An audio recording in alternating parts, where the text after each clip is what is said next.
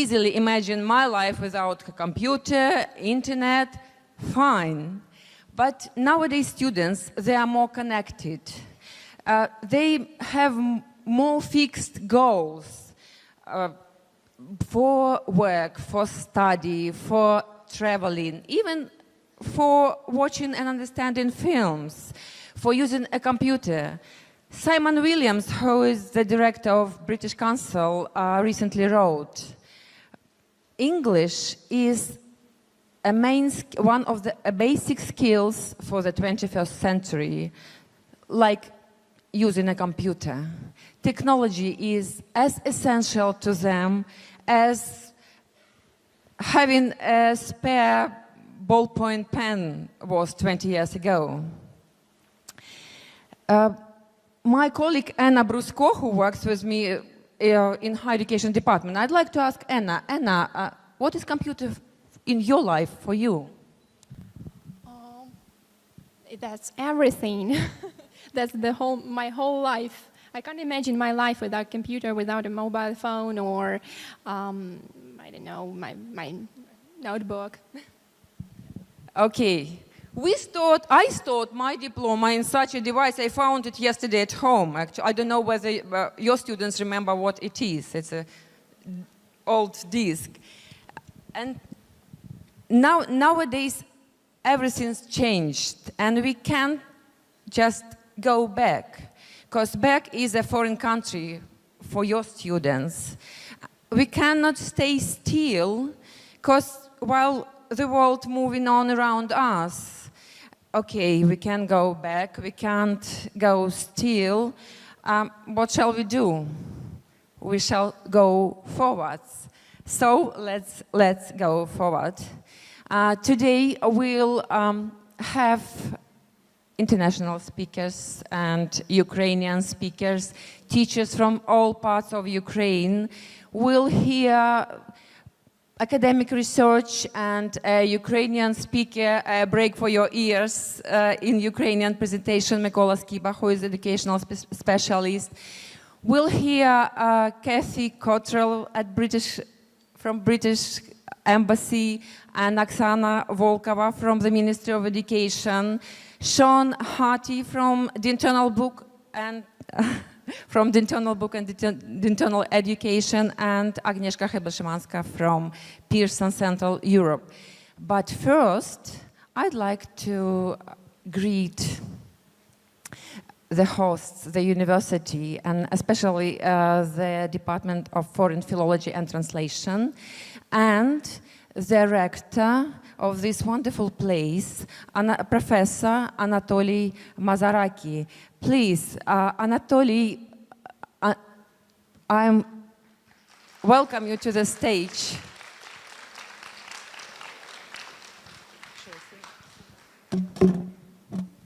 Доброго дня, шановні колеги, доброго дня, організатори. Дякую за тепле привітання. Для мене велика повітря і честь, і радість приймати вас в нашому університеті, Київському національному торговельно-економічному. Думаю, що дехто з вас вже бував у нас, дехто вперше. Ми відкриті для співпраці, для спілкування. Вже певний період наші департаменти іноземних мов, зокрема англійської мови, співпрацюють з компанією Pearson. Вже ми маємо позитивні результати. І особисто я очікую, що та робота, яка буде проведена, ті зустрічі, які відбудуться під час вашого форуму, вони дадуть поштовх вкрай важливій справі вивчення англійської мови, тому що від вашої праці багато в чому залежить і майбутнє нашої країни. Це не просто красиві слова. Ми спостерігаємо кар'єру наших випускників і добре розуміємо, яких результатів можна очікувати і де знаходиться справжнє майбутнє. Ви назвали свій форум перший, то я запрошую, щоб кожного року ви прибували до нашого університету, до цієї зали, і щоб потім ця цифра тільки збільшувалася. Успіхів вам!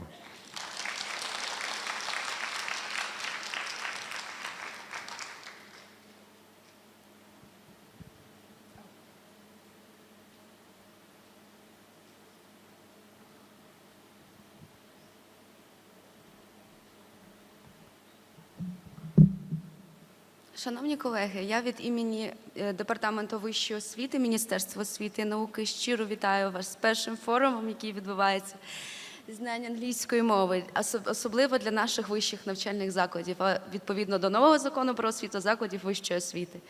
Міністерство освіти і науки України завжди підтримує будь-які намагання наших викладачів, наших студентів вчати і навчатися і студентам, і викладачам англійської мови по-новому. Тому ми відкриваємо ваш проєкт і ми завжди готові вас підтримувати. Дуже дякую вам. Now Katie Hosrell.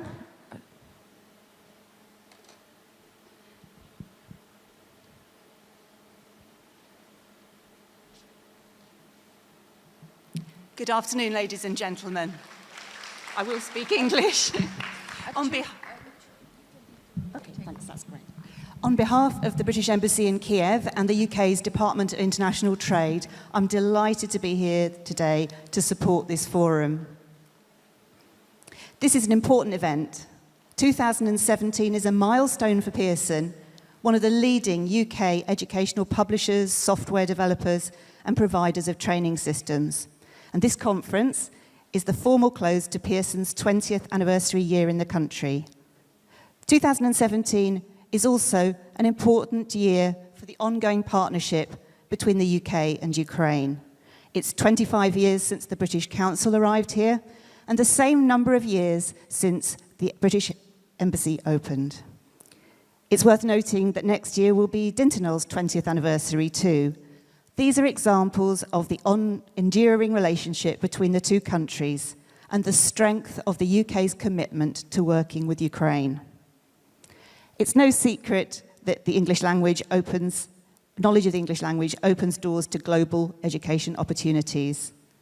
The UK excellence in education is known worldwide, and it's easy to see why. According to the Times Higher Educational Rankings, 3 of the top 10 universities in the world are in the UK, including Oxford, which is ranked in first place. The UK approach to education combines 1,000 years of history with modern technology, innovation approach, and creative thinking. I'd like to thank everyone in the audience today for their hard work in opening doors to these global opportunities to the students here through teaching English. I know there will be plenary presentations and interactive workshops delivered by leading experts and users of Pearson's range of digital solutions. This forum provides a fantastic opportunity to share best teaching practice and to network with fellow professionals from around the country. It's only through these effective partnerships that we can achieve excellence. We're very proud to be contributing to the best UK expertise, to the discussion. I wish you every success during the event. Thank you very much. Sean Harty, the owner of Internal Books and founder. Wow. This is my first time here at the National Trade and Economic University, and I have to say, I'm blown away. This is fantastic. Look at it. So thank you very much for the university for holding and presenting this event for us for today. I'm the managing director and owner of Dintenol Books, soon to be rebranded as Dintenol Education. And as you probably know, that means that we are the exclusive partner of Pearson Education here in Ukraine. I've been here for 24 years. 24 years, that's a long time. I started here as a teacher, teaching within the confines of Kiev Mogila Academy. So I think I can say that I have an intimate knowledge of higher education here, and also because I am unashamedly the commercial face of Dintenol. I'm a person that's interested in, well, what am I interested in? In balance sheets, in monthly sales, and in profit margin. I'm the person that is going to talk to you tomorrow about how we can actually perhaps pivot what you do in the higher education departments here, how we can pivot it towards a more commercially viable business model. That seems like a big thing. I'm going to be talking to you tomorrow in a short presentation after the conference about the general developments, positive developments in the ELT private sector. And I like to look at why the ELT private sector is thriving at the moment within Ukraine and what kind of lessons can perhaps we learn from that within your own higher education departments, the tertiary departments. I do understand that there are a great deal of challenges about doing that, but I think the optics do need to change here. And what I will be talking about tomorrow is basically us looking at the students, not just as students, but as future clients and customers. Because believe me, if we're going to be competitive within Ukraine and within our neighboring markets, for instance, Poland and Czech, if we are going to keep our students here within Ukraine, we're going to have to be a little bit more competitive in the future, I believe. Okay? So that's me tomorrow at the end of the conference, a short presentation on the private sector here, which may be interesting or not for you to come and have a look at. So please really do enjoy yourself today. I hope you learn a lot about what Pearson's have to offer. And I'm very glad to see you all today. I think I brought the weather from London with me, didn't I? This is definitely what we call dirty weather. And actually, my family are from Ireland. And in Ireland, we call this weather the high stool weather. That means the best place to sit today is in the pub, having a whiskey. So, so maybe a few whiskeys later on, okay? All right, so who's next? Agnieszka, thank you. Sean stole the wow effect, which I was about to use at the beginning of my speech, because this is an amazing place, I have to say. And it's a great pleasure to represent Pearson. Pearson as a part of the education in Ukraine, in English language teaching for the last 20 years. You may have noticed the 20 anniversary years logo earlier today. It's been 20 years since we started working here, and from the very start, our partner in Ukraine was D'Internal. D'Internal Book, now D'Internal Books, and as Sean said, transforming into D'Internal Education. I hope you are aware that we are not only books. Some of you may remember us as Longman. How many of you associate Pearson, nowadays Pearson, with Longman 20, 30 years back? When I started working, we were Longmans. The world is changing, as Aliona said, the world of education, and not only of education. And we are a part of it, as English teachers and also as a company working with English teachers and English students. That's why nowadays it is not only about books. It is about solutions. It is about reaching the people when they learn, how they want to learn, and making the most of what is available so that you, people who work with students, who train students, have the best of the experience possible. And we do it together in Ukraine, Pearson and D'Internal, and we will continue to do so. So I'm sure, if I understood the Ukrainian speech at the beginning correctly, the rector said that it's only the first forum, but definitely there will be more. And hoping this is just the beginning of a series of such meetings with you all. I will hand over to Michael now, and please enjoy the conference and make the most of it. Thank you. I'm last. Доброго дня, шановні колеги. That's more or less all of my Ukrainian. Sorry. Technology. You know, I was telling some students a couple of days ago about my earliest memories of technology. I remember when I was a small child visiting my grandparents' house. They had a TV. Their TV was about this big. And that was only behind the screen. You know, I used to watch football with my grandfather, and there was one small problem with watching football on their TV.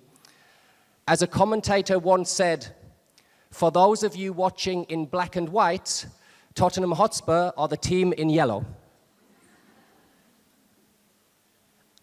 I remember back in those days, you had to get up and walk to the TV and press buttons. And sometimes you had to move 2 bits of metal around to get the signal back. One day, my father bought my grandfather a new TV. Can you imagine? It had not only color pictures, it also had a magical device called a remote control.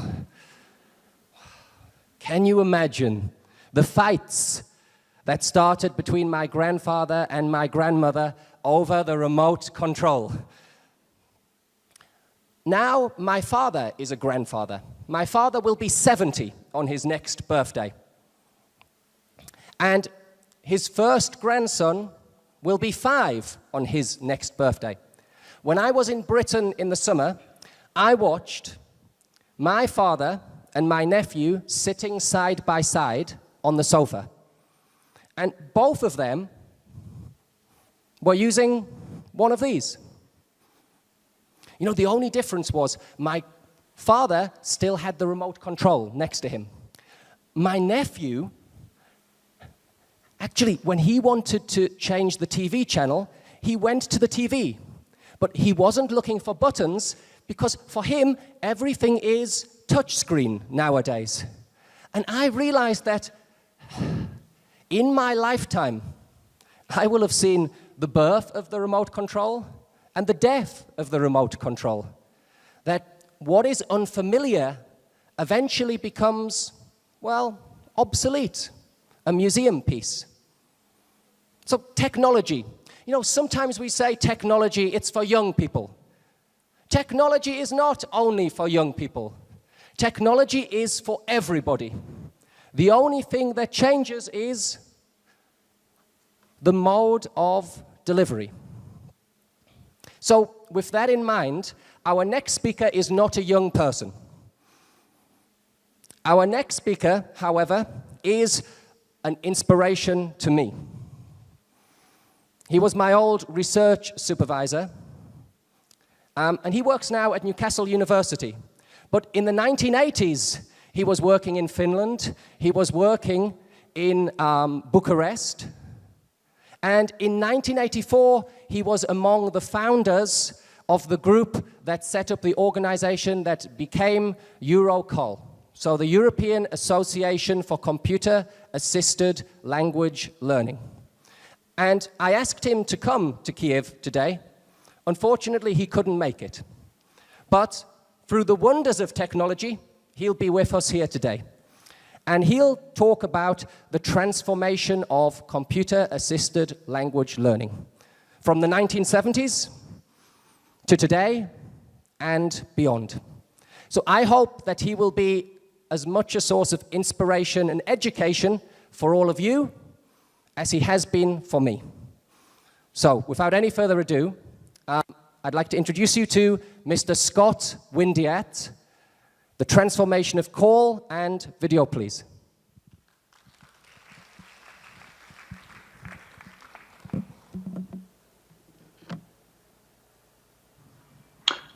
Hello. I hope you've enjoyed the first day of the conference, and thank you for asking me to join you. I wish I could be there with you because conferences are always more interesting, I think, if you could be there in person.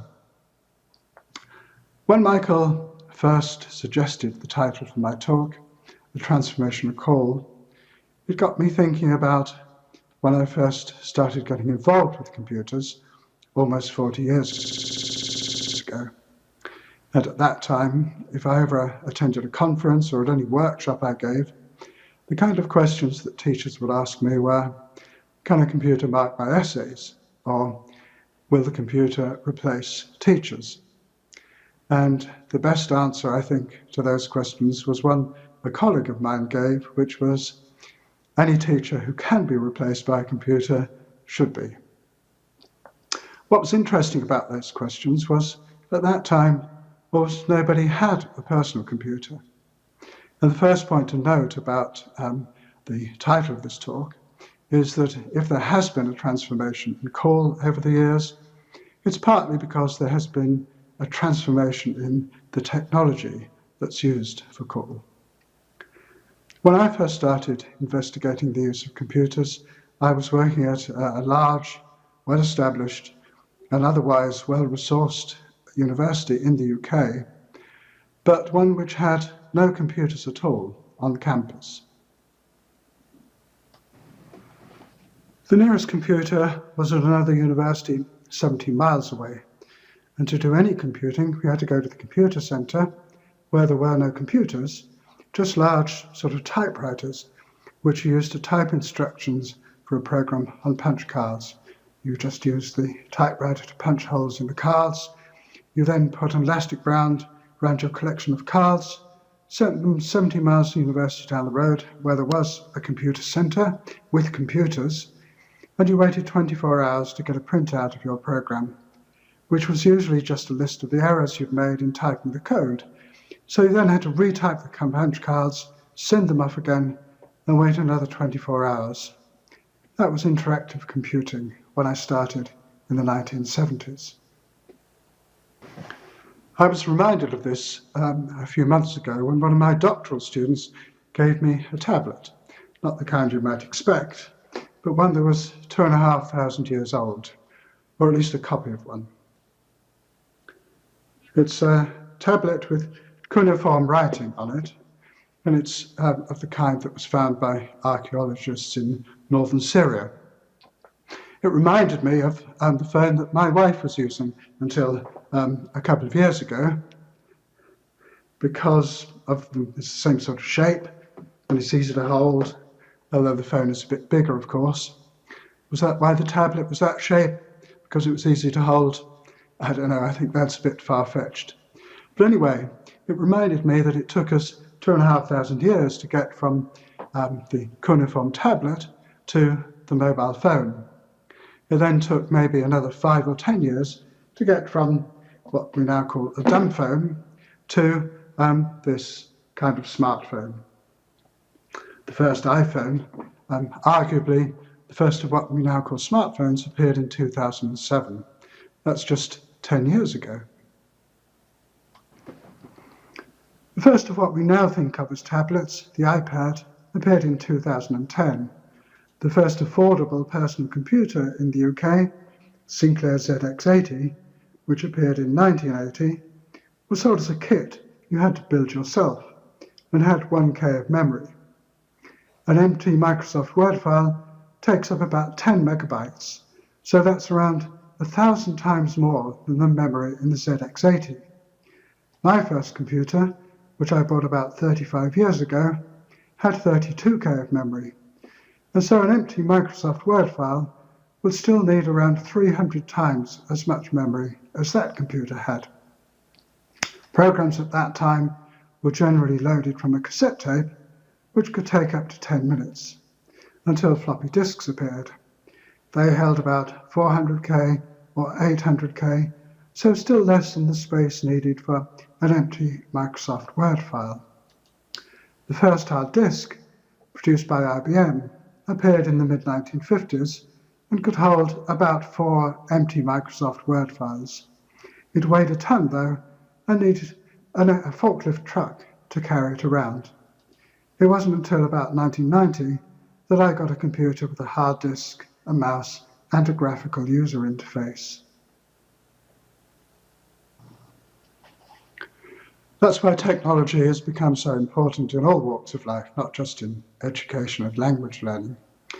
But I think it's useful to remind ourselves not just about how much has changed, but how quickly it's changed, and how those changes not only provide us with ever more possible ways of using the technology, but also how much imagination and creativity we need in order to exploit those possibilities. Technologies come and go. The video recorder, cassette tapes, CDs and DVDs, film cameras, overhead projectors, all of these are relatively recent technologies, which are now obsolete or obsolescent. What does remain constant, however, is that teachers and learners make choices about which technologies are useful for learning and how they can be used. I remember that the university I worked in all those years ago, in the early 1980s, bought several computers for our department, and these had word processing software, which was new at the time. And a colleague of mine who was teaching a group of students from the Far East was due to teach them a book by Thomas Hardy, a novel that was going to be quite difficult for them, he thought, not just in terms of language, but in terms of cultural background. So what he did was, each week for 10 weeks, he gave them a one-sentence summary of a chapter from that book. He didn't tell them that that was what he was doing, but what they were doing in effect was each week they were writing their own version of a chapter from that novel.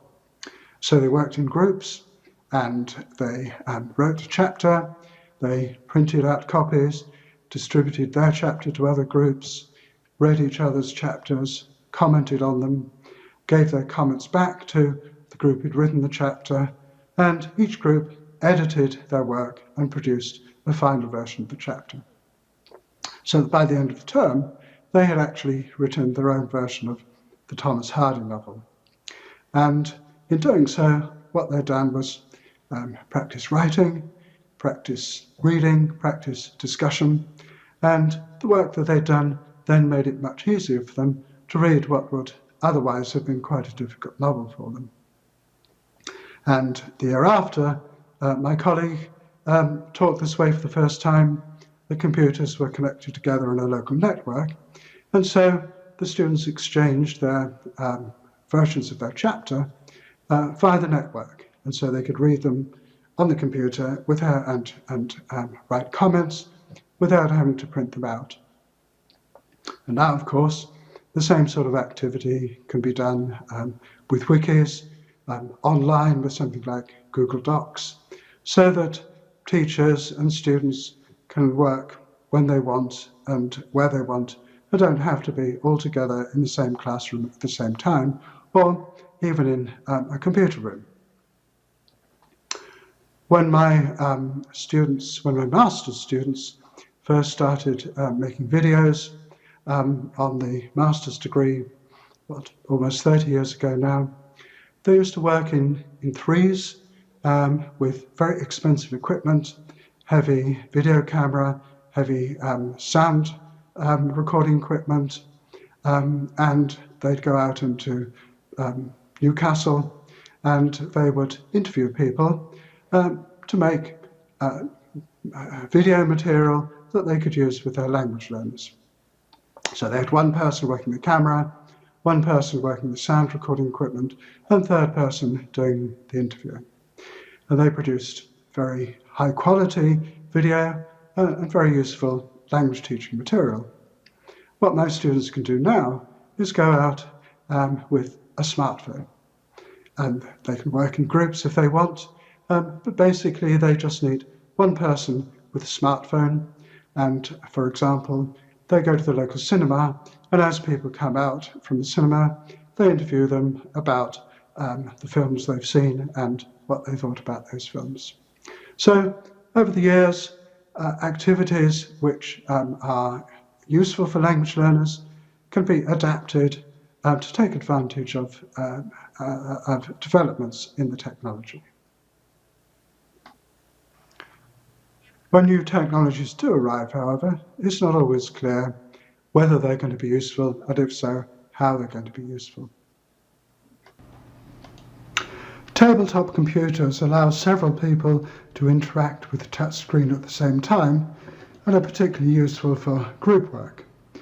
Digital kitchens use sensors in kitchen utensils to help language learners follow recipes in a foreign language, learning how to cook and acquiring language at the same time. An example of task-based learning using an authentic task, and the only example I know of a language class where at the end of a language lesson you can eat what you've been working on. Clickers allow interaction and participation through electronic voting in the classroom. Smartboards allow learners to interact with language software on whiteboards. Self-organized learning environments encourage learners to teach themselves using the internet with minimal intervention from the teacher, sometimes using what are called granny clouds.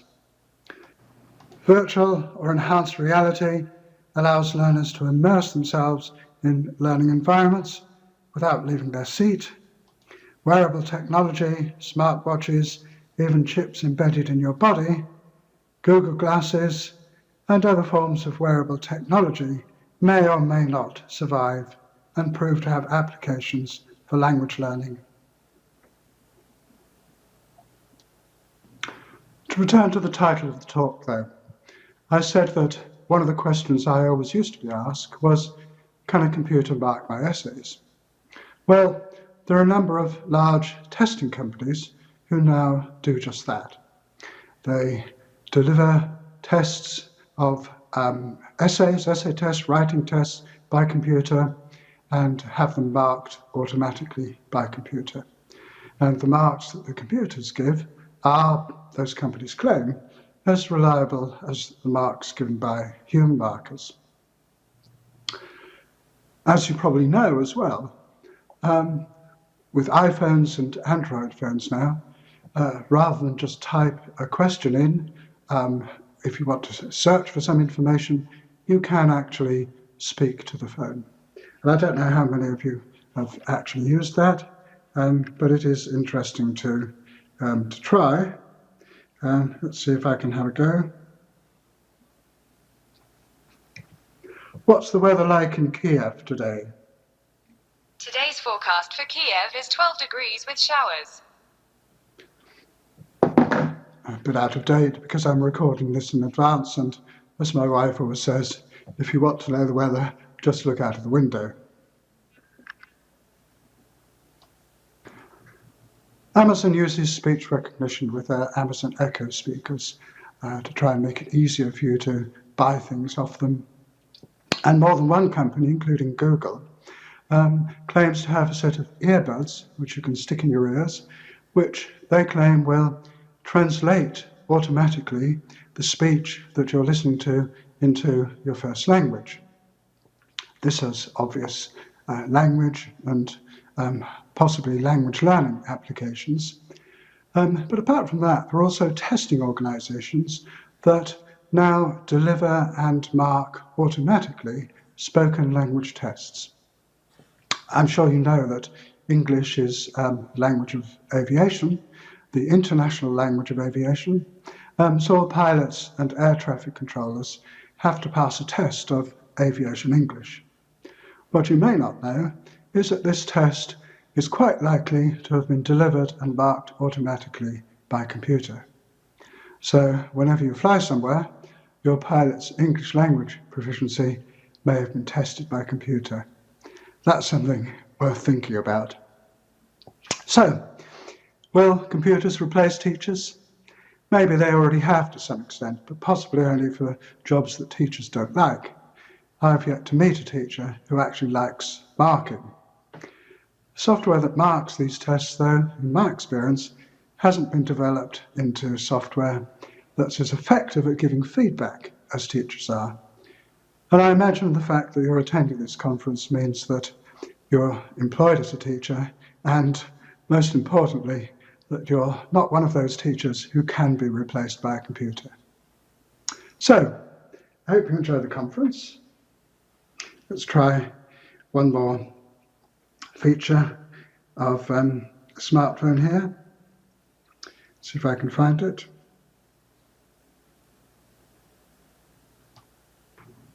Let's try this then. Enjoy the conference. Насолоджуйся конференцією. Well, as a BBC radio presenter used to say at the end of the program he was presenting, if you have been, thank you for listening.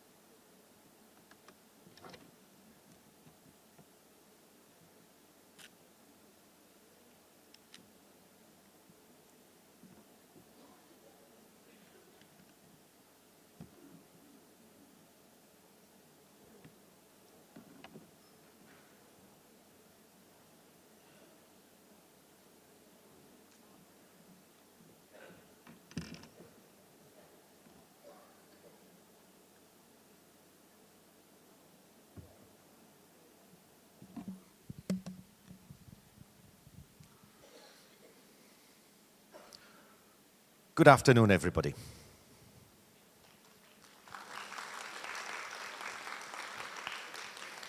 Oh, thank you very much. But I haven't finished yet, but can we try? Okay, good afternoon, everybody. That's more like it.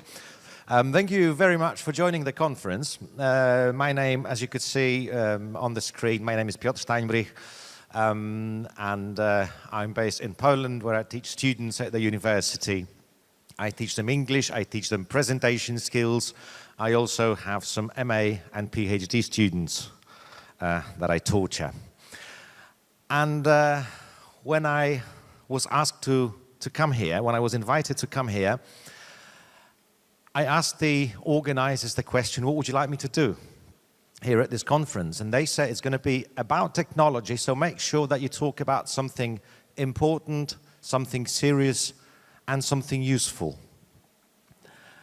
And then I tried to conceptualize my talk, and I hope it's going to be serious, but it's not 100% about technology. As you will see, I tried to contextualize technology in a broader domain of 21st century skills or 21st century learning.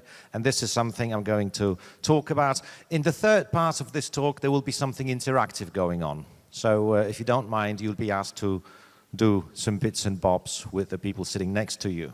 Are you ready for that challenge? You think you are? Can I give you a test to see if you're ready for that challenge? Can you just turn around and say hello to as many people as you possibly can in 3 seconds?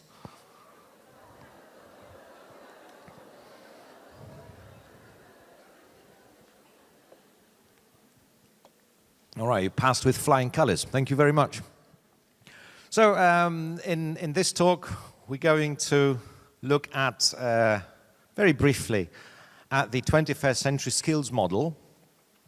Then we're going to look at what I call ELT myths, because as teachers, we love myths. And we very often live by those myths, thinking we're doing something important. So we're going to look at those ELT myths and confront it with what I call classroom reality. That doesn't seem to be working.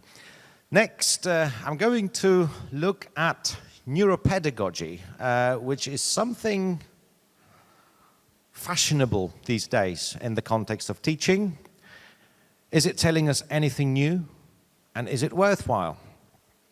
And we're going to look at positive psychology and look at the place of positive but also negative emotions in the domain of English language teaching.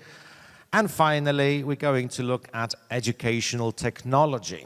So this is going to be the cherry on the pie. This is going to be addressing the topic of this conference, looking at technology, looking at some ways forward. So, talking about 21st century learning as the first point of the agenda. Basically, the idea behind the 21st century skills model is that we are not limited to learning the subject matter, to learning, for example, English. Of course, it's important, but there are other things which are as important, according to the proponents of this model. We need to learn some meta skills as well. For example, we have to learn how to learn more efficiently and more effectively, how to become better, more independent learners. While learning English or while learning the subject matter, we have to think of how to develop innovation. We have to use technology. We have to develop career skills as well, because why are our students learning English? If you ask them, what do you think they will tell you? They are learning English because they have to. Because it's in the curriculum. Because they can't skip it. No. So they are aware. Yes, they are aware that actually English is the tool without which you cannot really function in the modern world. As you could see, these points were proposed by Trilling and Fadell 8 years ago, and they still seem to be valid. And if we look at the key concept, I try to do the overview of the key skills or the key concepts that we develop in the students. And I put them together from a number of different sources. And then I try to think about my own experiences as teacher, my own experiences as teacher trainer. We've got critical thinking, we've got flexibility, we've got creativity, innovation, problem solving, communication, cross-cultural interaction, ICT literacy, media literacy, adaptability, information literacy, social interaction, self-direction, and collaboration. The order is accidental. And if you think about those concepts the way I did, and if you try to share your experiences with the person or the person sitting next to you, briefly discussing which of those skills you actually promote in your teaching, which of those skills you concentrating on. Can you try that together in small groups or perhaps in pairs? And remember not to be hyper-optimistic.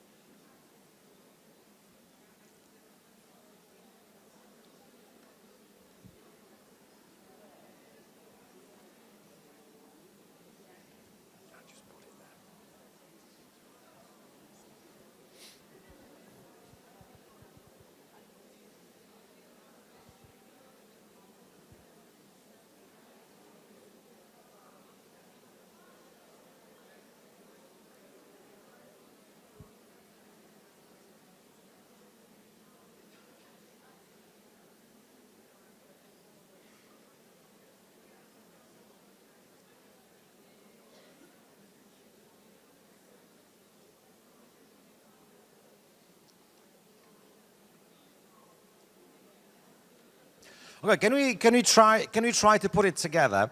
I'll show you my answers, okay? And I want you to juxtapose my answers to yours. It looks kind of scary when you think about it. I'm probably a bad teacher because I do focus on communication because it's the nature of the subject. I do focus on ICT literacy, but I think my students are actually better at that than myself. I do focus on social interaction because that's part of communication, but I'm not so sure about critical thinking.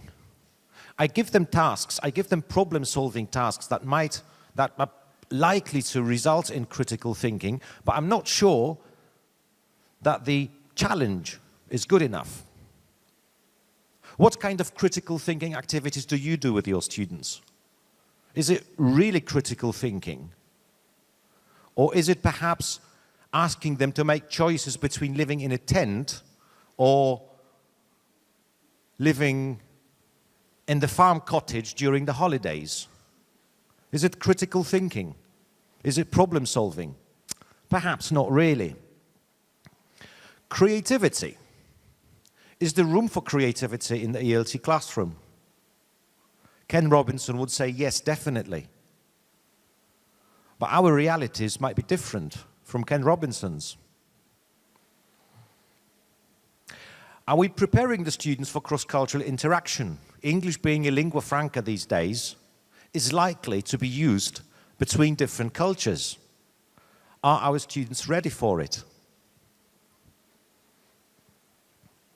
Do we teach them collaboration? I mean, we might think we do, but then testing time comes, and there's no room for collaboration. Actually, we teach them when they are at school, when they're at the university, that collaboration is not really worth it. They learn that collaboration is important when they start working. They have to do things together, they have to solve problems together, but the funny thing that at school we tell them it's cheating. So, again, when I was looking at my list, I thought perhaps I should rethink my teaching practices, and perhaps I should rethink the kinds of skills to promote with the students. So if not 21st century skills, if I'm not teaching 21st century skills, then what is it that we should be, or that we are typically focusing on?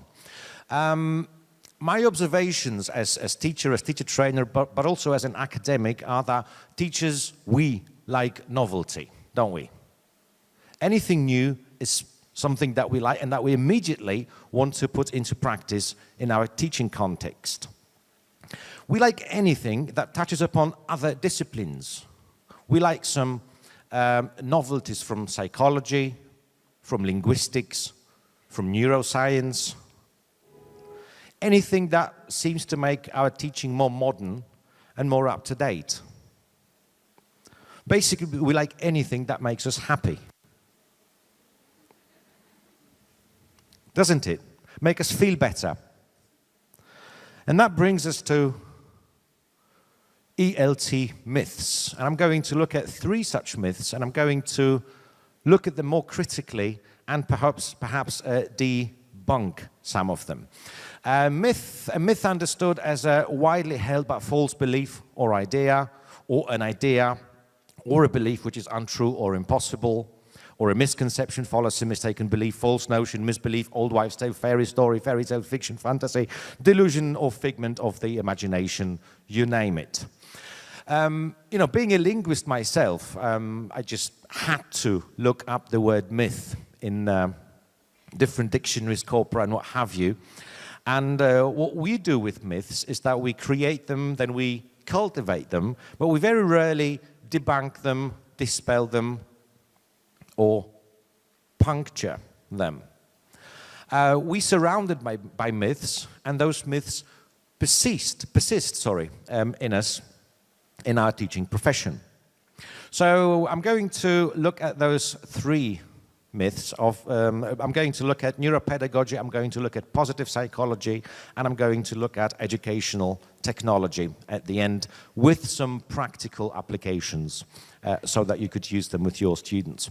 Are these new to you?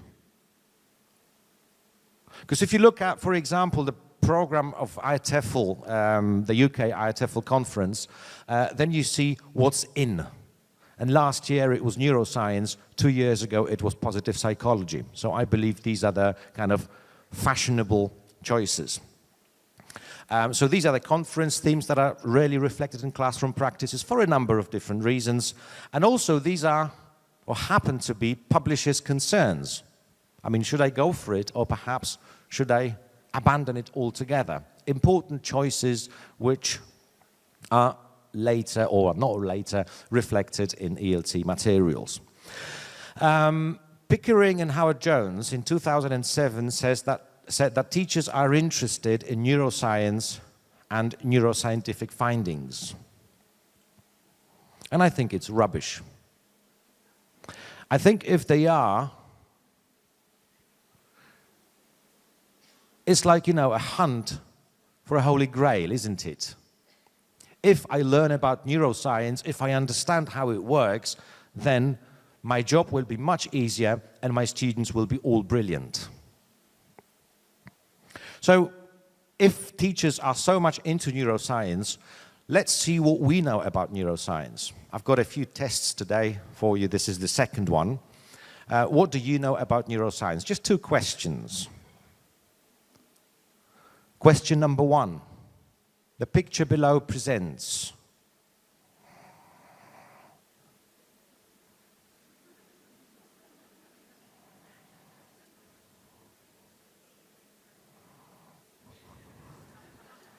Which is the correct answer? So you know a lot about neuroscience. Let's move on then to the second question. The presynaptic cell makes 5 something I cannot possibly pronounce, from the amino acid something, and packages in the vesicles and terminals. A, B, or C? C. You know a lot about neuroscience, don't you? Now, can you, to the person next to you, can you translate that into Ukrainian? Now it's getting more and more difficult. This is the real stuff. This is what neuroscientists deal with. Yeah, that's their everyday concerns. Not something that a normal person would understand so easily. But we are interested as teachers in what neuroscience can give us, can offer in the language profession. It's a bit like, have you read Chomsky? Have you tried to read Chomsky in your career as students, perhaps not as teachers anymore?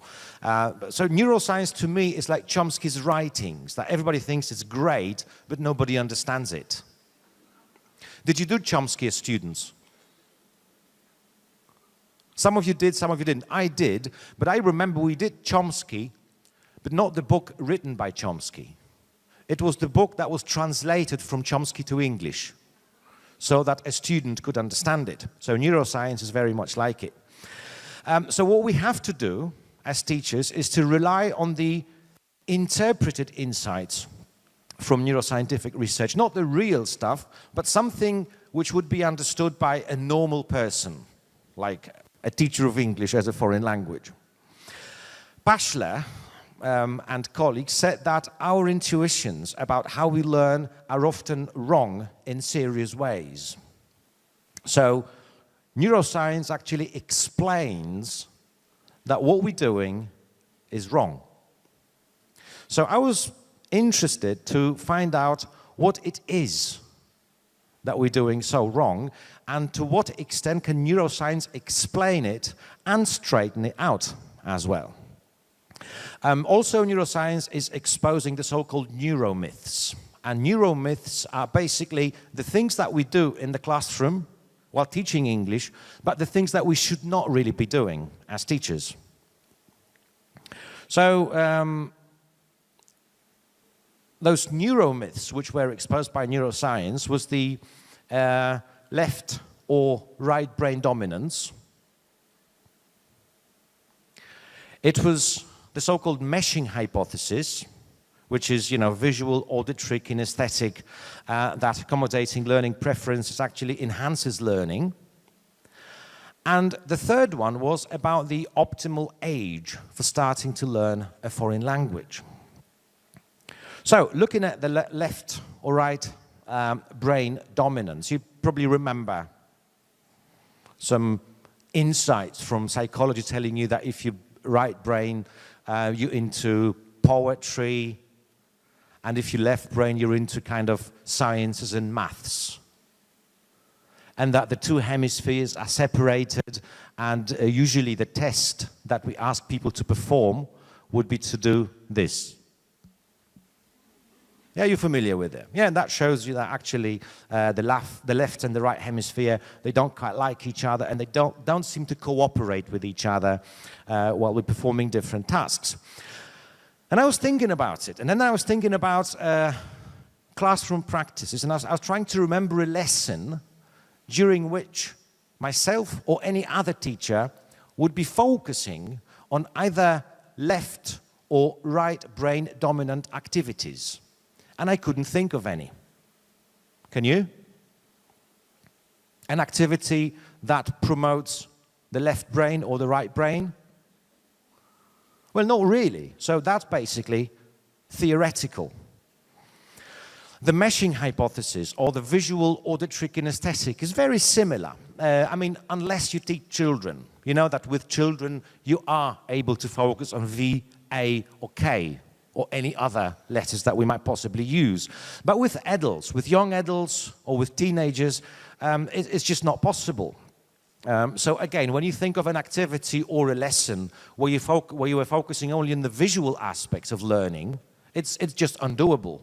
Or the auditory and nothing else, or the kinesthetic and nothing else. It just does not seem to work. And my favorite is the optimal age for learning English, for learning a foreign language. Can you remember how old you were when you started learning English? Can you just shout out the numbers? 97, somebody said? That is not optimal at all. 10, 12, 7, right. When I was 7, I didn't know English existed. So I'm going to give you a few quotes from the 1959, from a very famous article by Penfield and Roberts. Just two of them, I've chosen two of them. For the purposes of learning languages, the human brain becomes progressively stiff and rigid after the age of 9. So those of you who said 7, you're probably very good English speakers, because you started learning English at the most optimal age. Those of you who said 10, forget, you can't speak English.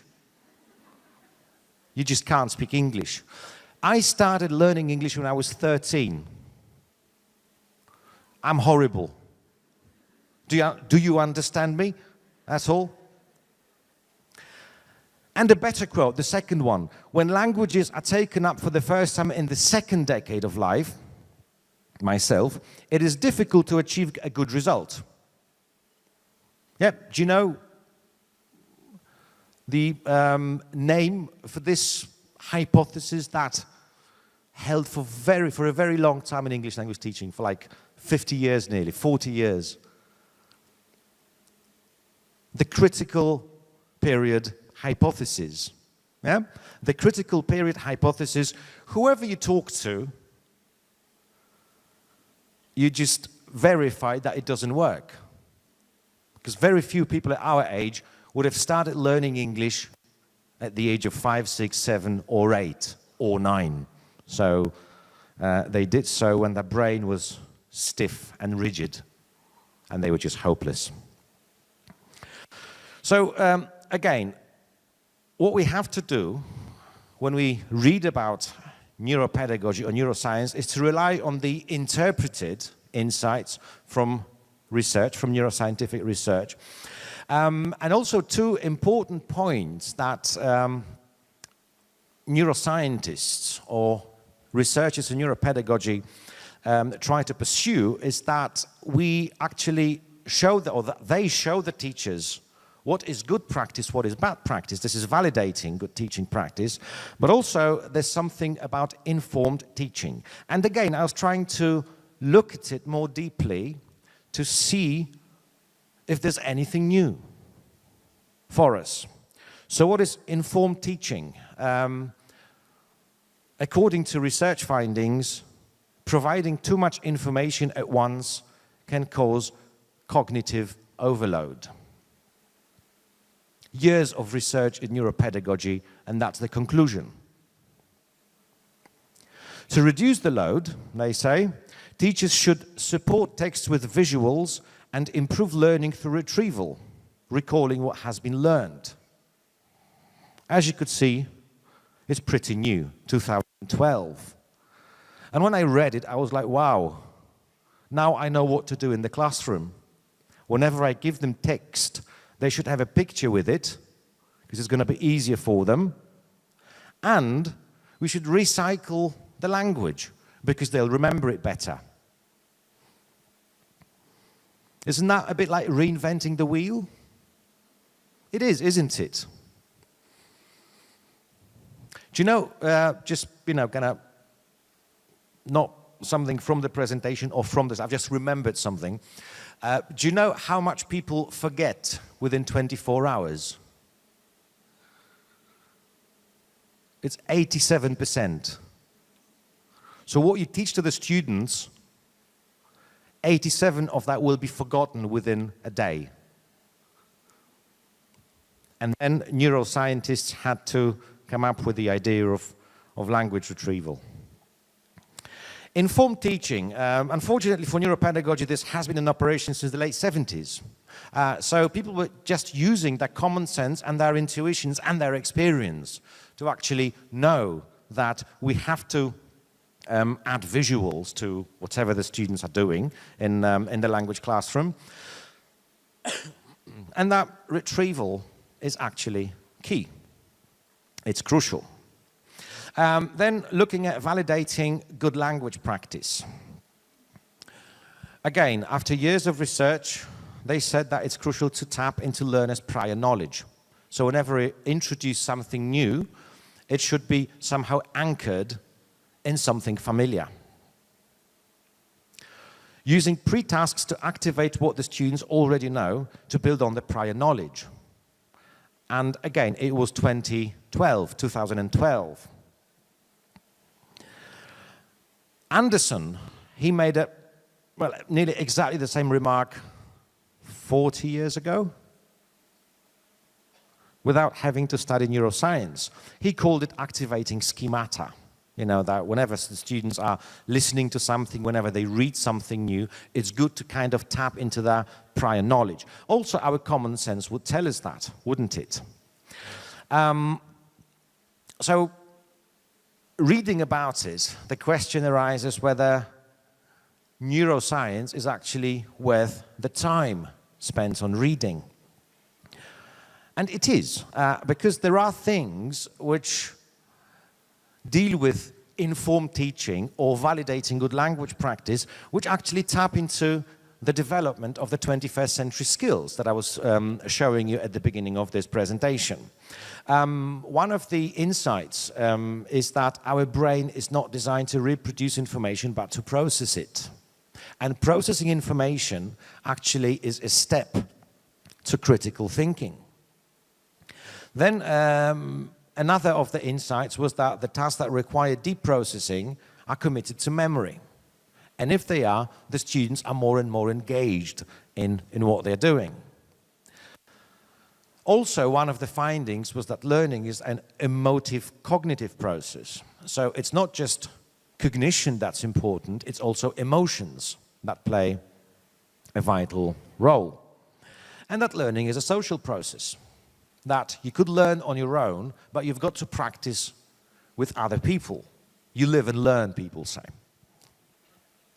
So when Paschler and his colleagues said that our intuitions about how we learn are often wrong in serious ways, my question would be, what are those serious ways that we are wrong about? Because it kind of escapes me.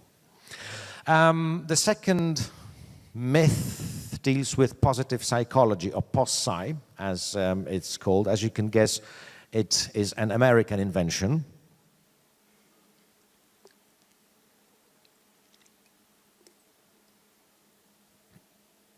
And the key concepts will be flow, positive emotions, and well-being. So, you know, kind of positive thinking. Wierzbicka, who is a Polish-Australian anthropologist and linguist, said that every culture offers not only a linguistically embodied grid for the conceptualization of emotions, but also a set of scripts suggesting to people how to feel, how to express their feelings, how to think about their own and other people's feelings, and so on. Basically, her idea was that different cultures would express feelings differently, in different ways. So, for example, comparing Ukrainians with Americans, we could expect differences when it comes to expressing feelings or showing emotions. And Klaus Sokol goes even further. She said that something fantastic for Americans would not be fantastic in my way of thinking. When Americans say it was great, I know it was good. When they say it was good, I know it was okay. When they say it was okay, I know it was bad. You know, so the question is to understand those cultural scripts, this intercultural communication, again from the first slide. So what's in it? What's this positive psychology all about? The first thing to mention would be flow theory, which is a very interesting concept itself, developed by a Hungarian psychologist. Do you know how to pronounce his name, by the way? I've learned it, you know, I can now show off. Csikszentmihalyi. And you know what his first name is? His parents probably didn't love him too much because they gave him Mihaly as the first name. So he's Mihaly Csikszentmihalyi, like a joke. But anyway, great mind. And he came up with flow theory, which basically is holistic experience that people feel when they act with total involvement. And you could see that when people are playing computer games, they're very much into it, very much absorbed in it. When one does a sport, a hobby, or even while reading a book that you can't put down. You know, you've got a very important meeting at 8 o'clock in the morning, it's 5 o'clock in the morning, and you're still reading a book. Has it ever happened to you? That means you've experienced flow. You know what flow is all about. And of course, there have been attempts to use flow or to kind of transfer flow from psychology to teaching and learning foreign languages, just to create such conditions for learning so that the students, while learning a foreign language, for example, English as a foreign language, they get totally and completely absorbed in it. So the features that characterize flow would be clear goals and immediate feedback. And the feedback does not have to come from the teacher. It comes from the activity itself. It's matching the challenge to the skill, you know, so that they are at the same, more or less the same level. The merging of the action and awareness, intense concentration and absorption, sense of control, loss of self-consciousness. In other words, you're forgetting about yourself. It's just the task, but not you. Contraction of the normal sense of time, you know, time flies kind of thing. And also self-rewarding experience. You know, you've done it. When it's a hobby, then the product is there. When it's a book, it's finished. When it's a computer game, you've reached the next level, and so on and so forth. So there have been attempts to use flow, try to incorporate flow theory in the language classroom. And if it ever happened, that would be a brilliant idea. Following on from flow theory, you've got PERMA, which was developed by Seligman, and it was about positive emotions that we should be using in the classroom with the students. It was about engaging the learners. It was about creating and maintaining relationships between the learners, but also between the teacher and the learners. It was focus on meaning, and it was focus on achievement. So kind of process leading to product approach. And the main ideas behind Seligman's PERMA was the focus on strengths rather than weaknesses, because he said it promotes a different developmental route, which is said to be better. That is, if you're focusing on the positive aspects of whatever you're doing. And that positive reinforcement is highly effective as well. So students would prefer being pat on the shoulder rather than shouted at. So again, if we think about classroom implications, we think about creating a positive learning environment, whatever that means. We think about providing support and positive feedback, and also we think about avoiding negative emotions. And again, when I was analyzing those concepts, I tried to think about myself as a teacher. Also, I tried to think about my colleagues as teachers, and also I was trying to think about other teachers whom I had observed in my job. Do teachers create a positive learning environment in the language classroom? Are teachers supportive? Should we avoid negative emotions in the classroom? And these are the three questions I would like to ask you. Do we create, I use the word teachers and not we, so we can kind of distance ourselves from it. Do teachers create positive learning environment in the language classroom? Yes, no, we don't know. Of course we do. We try. Or at least we think we do. Are teachers, or are we supportive? I'm not so sure, really. And I've got some evidence to back it up. Should we avoid negative emotions in the classroom? I don't think we should. When you think about sports, when you think about football, for example, Sometimes it's important or it's absolutely necessary to kind of shake the player, you know, to shout at them. Not just to pat them on the shoulder saying, you know, it's been great, we're losing 3-0, but you've been lovely. You know, sometimes you just have to shake him, just like you have to shake the students every now and then. So I would say no. And the one with a question mark was about us being supportive. Are we really supportive? And I was, when I was thinking at it, I was looking at feedback. In my profession as an academic, I deal with classroom discourse. That is what teachers and students say in class and why they are saying what they are saying. And I'm going to show you a very, very small, very short extract of classroom language, classroom English, the exchange between the teacher and the students from one of the Polish high schools.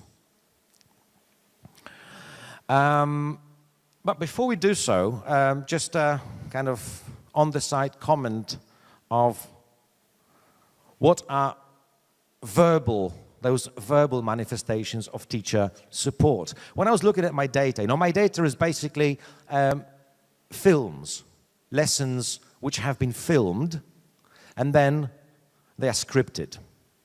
When I was going through lots and lots of data, I was trying to find those high-frequency verbal manifestations of teacher support. And I have found some, the ones that are repetitive, that most teachers would use, probably irrespective of the context in which they work. And it was, okay, very good, great. Do you use them? Of course, because they are high-frequency words, perhaps, expressions, beings, hard to tell. Now, of course, this list does not mean anything. To look for meaning, we've got to see how these actually work in context. And this context is actually this short extract I was telling you about. So the topic for the discussion for the students was as following: should women be paid as much as men for doing the same job? And the students discussed the topic in pairs, and then the teacher asks some learners at random to report back. So, you know, it's a classic. T here will stand for teacher, S1 for student 1, S2 for student 2, and so on and so forth. So the teacher asks one of the students to report back, Martina, what's your opinion? And she says, we agree, because it's not fair when man gets more money than, for example, woman. I like the use of for example here, by the way. And the teacher says, I think they should get the same money. Very good. And now when you think about this, you know, is kind of okay. But what does very good mean? Does she agree with Martina? Or she's happy because she understood English? You know, we don't know. I mean, probably you wouldn't find very good with this function in kind of non-classroom discourse. Would you? Like, you know, you're at the cafe with friends discussing your plans for Christmas. Somebody says, I'm going to Cyprus. And you say, very good, next. You know, it never happens. It only happens in the classroom. So what does very good mean? I don't know. So Mateusz, and Mateusz as student who says, yes, we think, to znaczy, which is I think because she doesn't agree. Yes, she think different from me. Very good. And again, is kind of fine. What is very good? What is the teacher happy with? That Martina does not agree with Mateusz? Why would it be very good, you know? She's happy with grammar, exactly. She likes English. He made a mistake, she don't agree, she corrected him, doesn't agree, he never self-corrected, and she's still happy. So very good. And then, you know, the funny bit goes, but then I think, but I think men are bigger and have more power, and they, jak to będzie, how do you say that, utrzymują całą rodzinę, breed the whole family. He says, family. Breed the family, very good. And now what is very good? That he doesn't agree with his co-speaker? Or that they breed the family? Or that he said something completely different from the previous student to whom the teacher said, very good as well?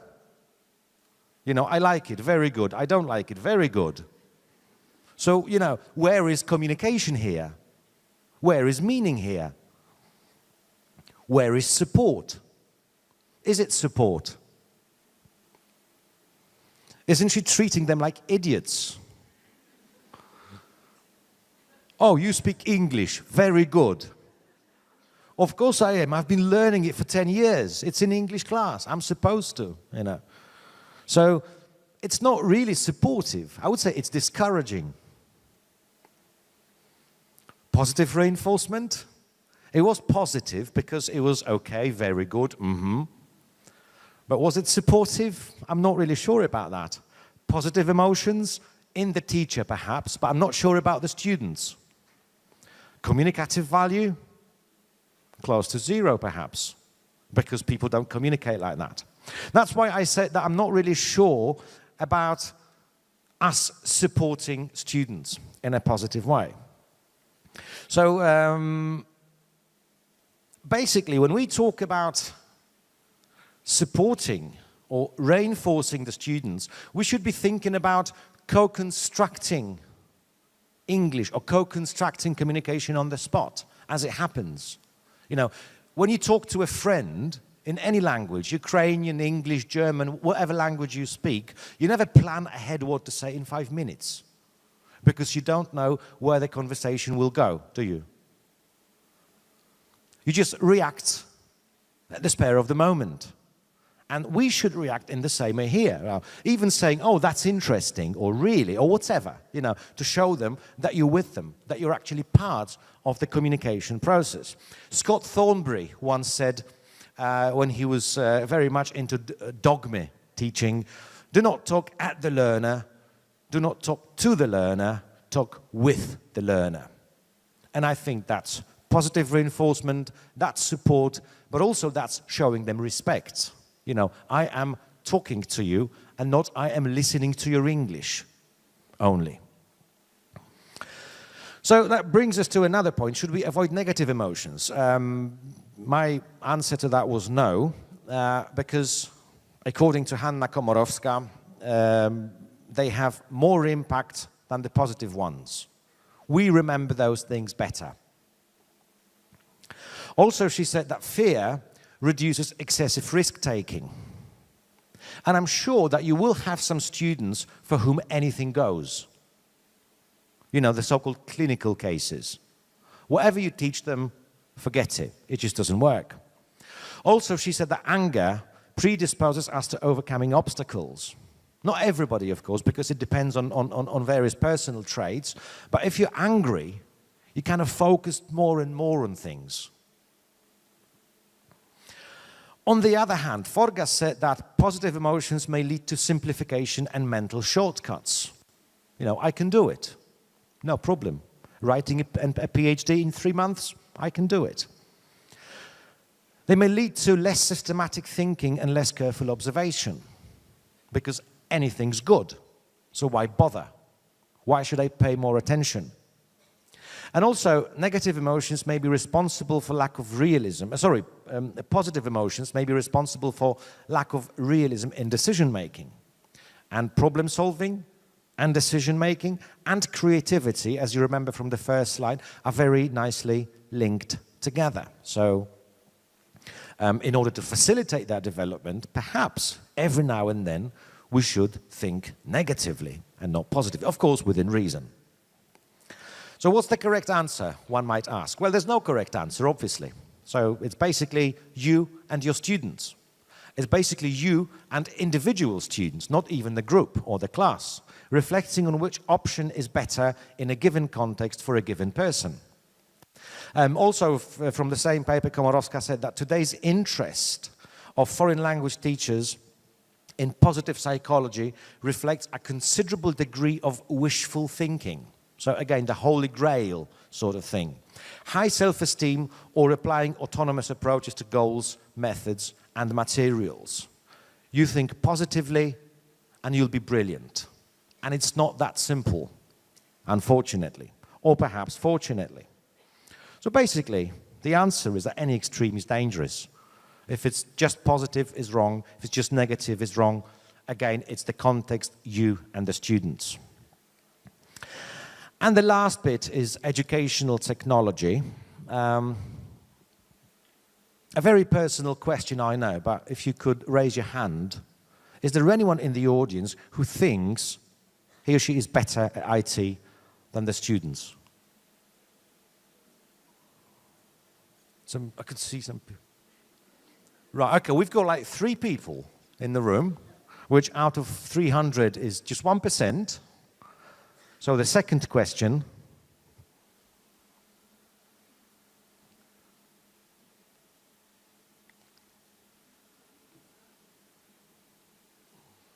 it was a joke, but it wasn't funny. All right. You may laugh, I don't mind. So talking about EdTech or educational technology, it's got a number of different names like, new media, modern media, ICT, you name it. I like the term new media or modern media that we very often use with reference to tablets and smartphones and computers. And why are they called new media?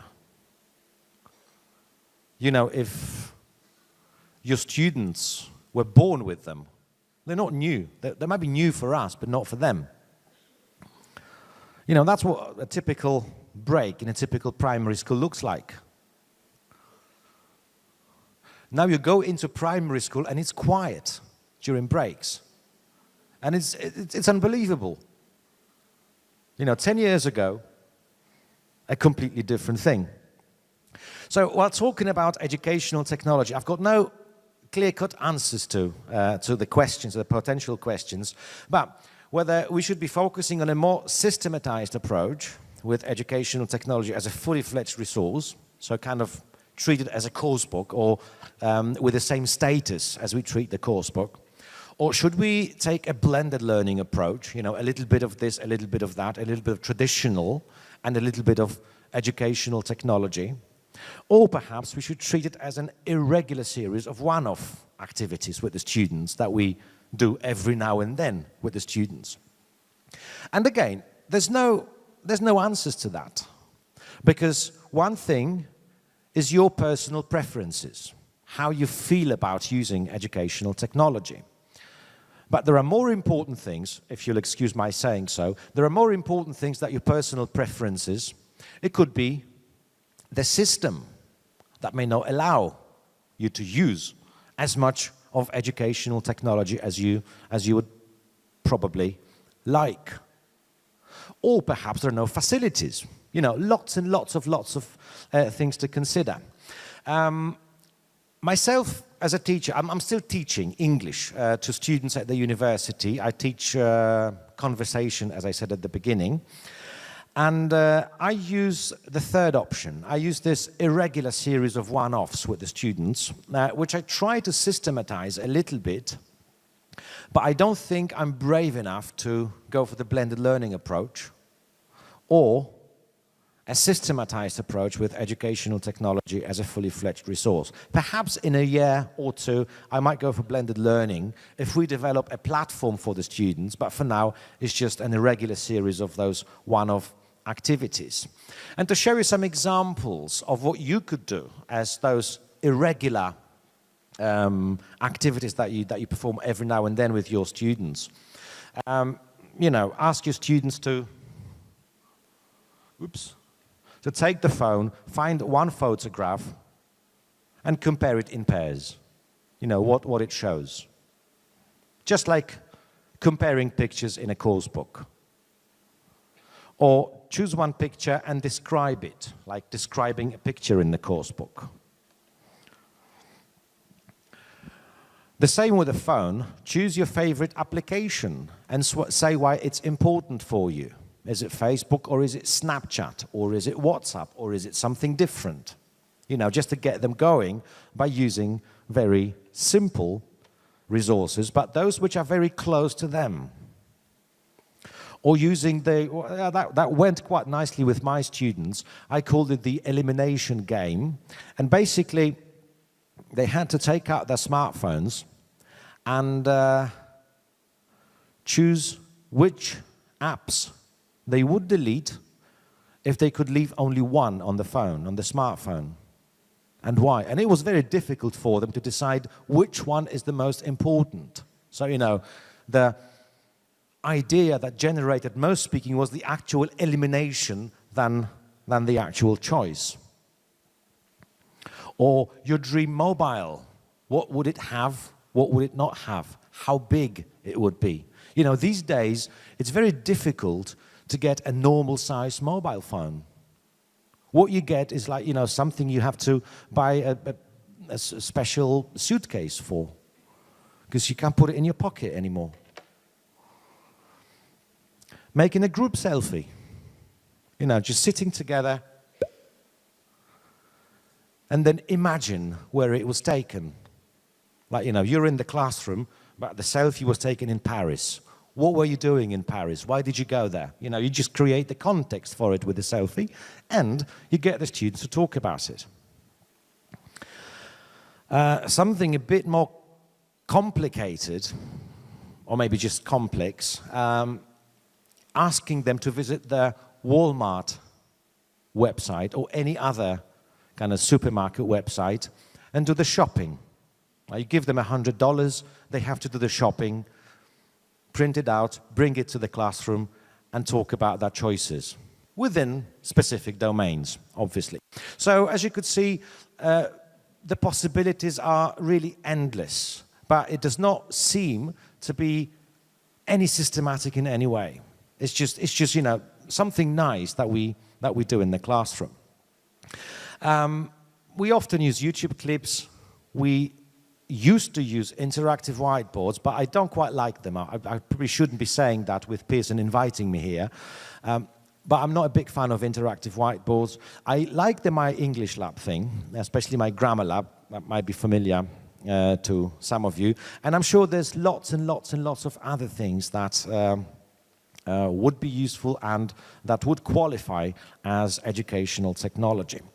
I think, however, the most important thing with using technology is not ICT literacy. So, you know, something that very often happens at schools. We teach them how to use a computer or how to use a tablet. They know how to do it. They know better than you how to do it. But we very rarely focus on media literacy or critical thinking that's behind it. So I'm going to show you how we could possibly use those resources. That's the last bit I've got for today. How we could possibly use those resources to promote critical thinking amongst your students, helping them select relevant and appropriate information, which I think is a big problem these days, how to get them to read for pleasure, and how to incorporate the so-called flipped classroom model. So a flipped classroom basically means that they do the homework before the lesson and not after the lesson. So the homework is actually something that gets them going during the lesson. And actually, the last two, reading for pleasure and incorporating the flipped classroom model, is something that we do on a more or less regular basis. Again, not something difficult to do with your students, in your context, I believe. What I tell the students at the beginning of the course is that I'm expecting them to read anything they want. Could be a blog entry, could be a serious article, could be a book on positive psychology, or what have you. Anything that they choose. And then every week, We meet just once a week. Every week I choose 3 or 4 students to briefly tell me what they've read. As simple as that. No preparation on my side. They do all the work. I get paid for it. Brilliant. And the flipped classroom model is basically we ask them to, well, I ask them to do something first. Usually it's watching a clip or reading a text, which I ask them to do first, and then we kind of build up a lesson on that. And I've got an example, which I'm going to show you in a moment. But developing critical thinking with using educational technology is not a new thing. Andrew Keen, in the book The Cult of the Amateur, said that today's media is shattering the world into 1 billion personalized truths, each seemingly equally valid and worthwhile. You know, so teaching the students to be selective, to actually think what they are reading and how valid it is absolutely crucial. And that goes with the use of educational technology. Or Tara Brabazon, in the book The University of Google, said that we need to teach our students the interpretative skills first before we teach them the technological skills. I think that she's not right here because we could actually combine the two. Students must be trained to be dynamic and critical thinkers rather than drifting to the first site returned by Google. Google is new religion for them, or Google is a new god. You know, and the first hit is the truth. It's the truth. So teaching them to be more critical with the hits is actually important. So going back to the flipped classroom model, you start off with a homework. For example, to find something on YouTube. I've asked the students to find a BBC documentary about flying penguins and watch it at home. Okay? Can we have the video, please?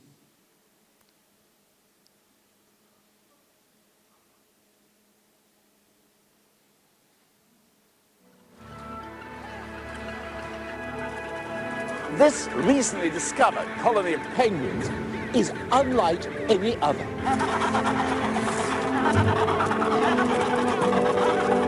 They don't need to huddle together every winter for protection against the bitter cold, because these little fellas can do something no other penguins can.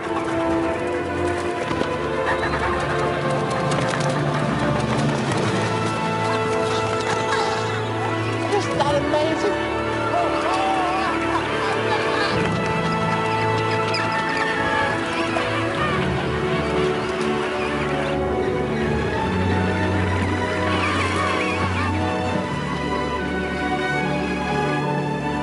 How do they use this incredible ability? Well, they fly thousands of miles to the rainforests of South America, where they spend the winter basking in the tropical sun.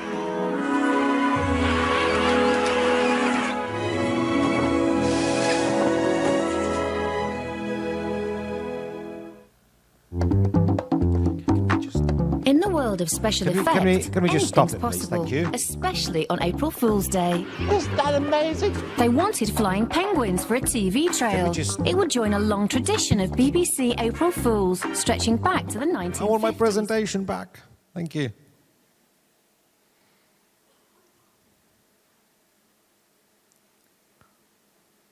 Okay, so that was as you could see, a short film. That was just half of it, which I was showing you. The second half is about how they made this how they made penguins fly, basically.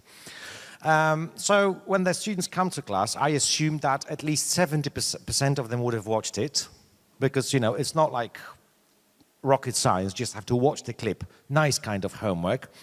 So in class, we talk about this documentary very briefly, like their reactions, what's the funniest moment, and so on and so forth. And then my part would be to bring a text for them, and the text is taken from the BBC website, 1957, BBC Fools the Nation. And it's a text, it was the first spoof, April the 1st BBC spoof documentary. I'm going to read some part of it for you so you get the flavor of it. The BBC has received a mixed reaction to a spoof documentary broadcast this evening about spaghetti crops in Switzerland. The hoax panorama program, narrated by distinguished broadcaster Richard Dimbleby, featured a family from Ticino in Switzerland carrying out their annual spaghetti harvest. It showed women carefully plucking strands of spaghetti from a tree and laying them in the sun to dry. But some viewers failed to see the funny side of the broadcast and criticized the BBC for airing the item on what is supposed to be a serious, factual program. Others, however, were so intrigued they wanted to find out where they could purchase their very own spaghetti bush. And on it continues. Yeah?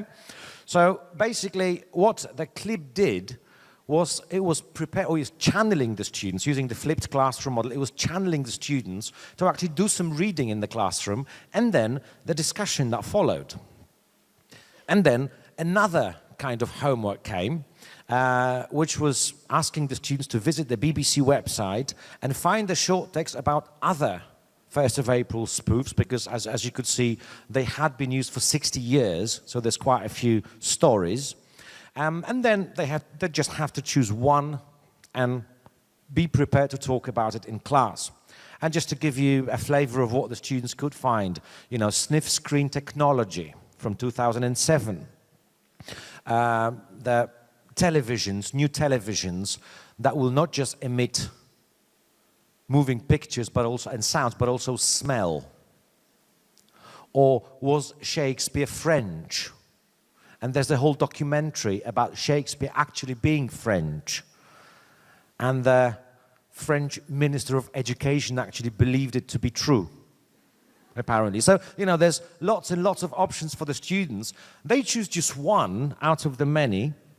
Then they come to the classroom, they compare their texts in groups, talk about them, and then they report to the rest of the class. And you've got a lesson based on what the students would have prepared. Of course, there will be some students who never do their homework. They never do it. Yeah? That's why you put them in groups, not in pairs. So, hoping that there will be at least 2 people who have done the homework and they will have something to talk about. And if there's a person who never does his or her homework, usually his homework, isn't it? Then you would ask that person to report back to the rest of the class, so you get them engaged anyway. Also, as a teacher, I've used podcasts with the students. Again, at the beginning of the course, every student is asked to find a podcast. It usually takes them a month to find the podcast they like and then to keep listening to it and talk about it every now and then. The reading, which I showed you a moment ago, we also use Quizlets. Don't know if you're familiar with Quizlets. If you're not familiar with Quizlets, familiarize yourselves with them because they are so funny for the students. I wasn't expecting it to be that funny, really. Great, great stuff. What you need to have is the internet connection, though, wherever you teach. But great stuff for vocabulary practicing or for being in line with neuroscientific research about recycling language. Of course, there are problems with educational technology, like teachers' attitudes, school policies, or even state policies that, you know, they may kind of limit or even block you from using it, but that's something different.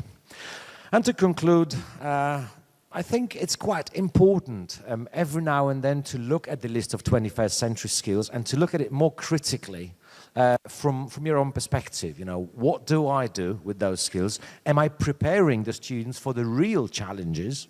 Because English is not just a subject that is here and now. It's one of the few subjects that will be useful for the students in the future. Then maybe it will be a good idea to have the checklist and to kind of mark off what you do or what you have done with the students every now and then. Also, one of the conclusive remarks would be to be critical about novelty, but not, of course, not rejecting it, but kind of looking at it more critically and seeing how it will fit in my teaching context.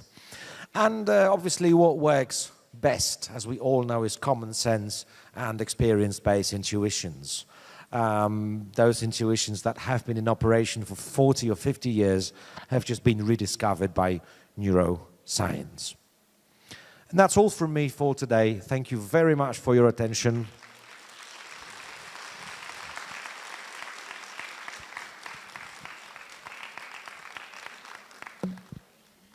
Зараз у нас буде презентація Миколи Скиби.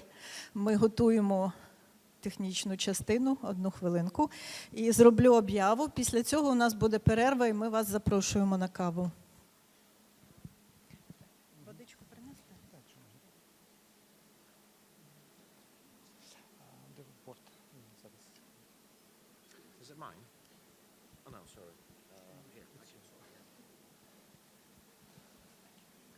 Так, поки заряджають презентацію, давайте ближче познайомимося. Мене звати Микола Скиба. Я представляю Український інститут майбутнього. For our foreign visitors, I'm a representative of Ukrainian Institute for Future, this new think tank founded about 2 years ago. Why future? It's not about the high tech, it's about agenda for new leaders, for new groups of leaders who now outside parliament, government, and search for their moment of truth. And we deal with analytics, with discourse, because how people think, how people discuss about something, then how it answer how they react for some triggers. Just a moment.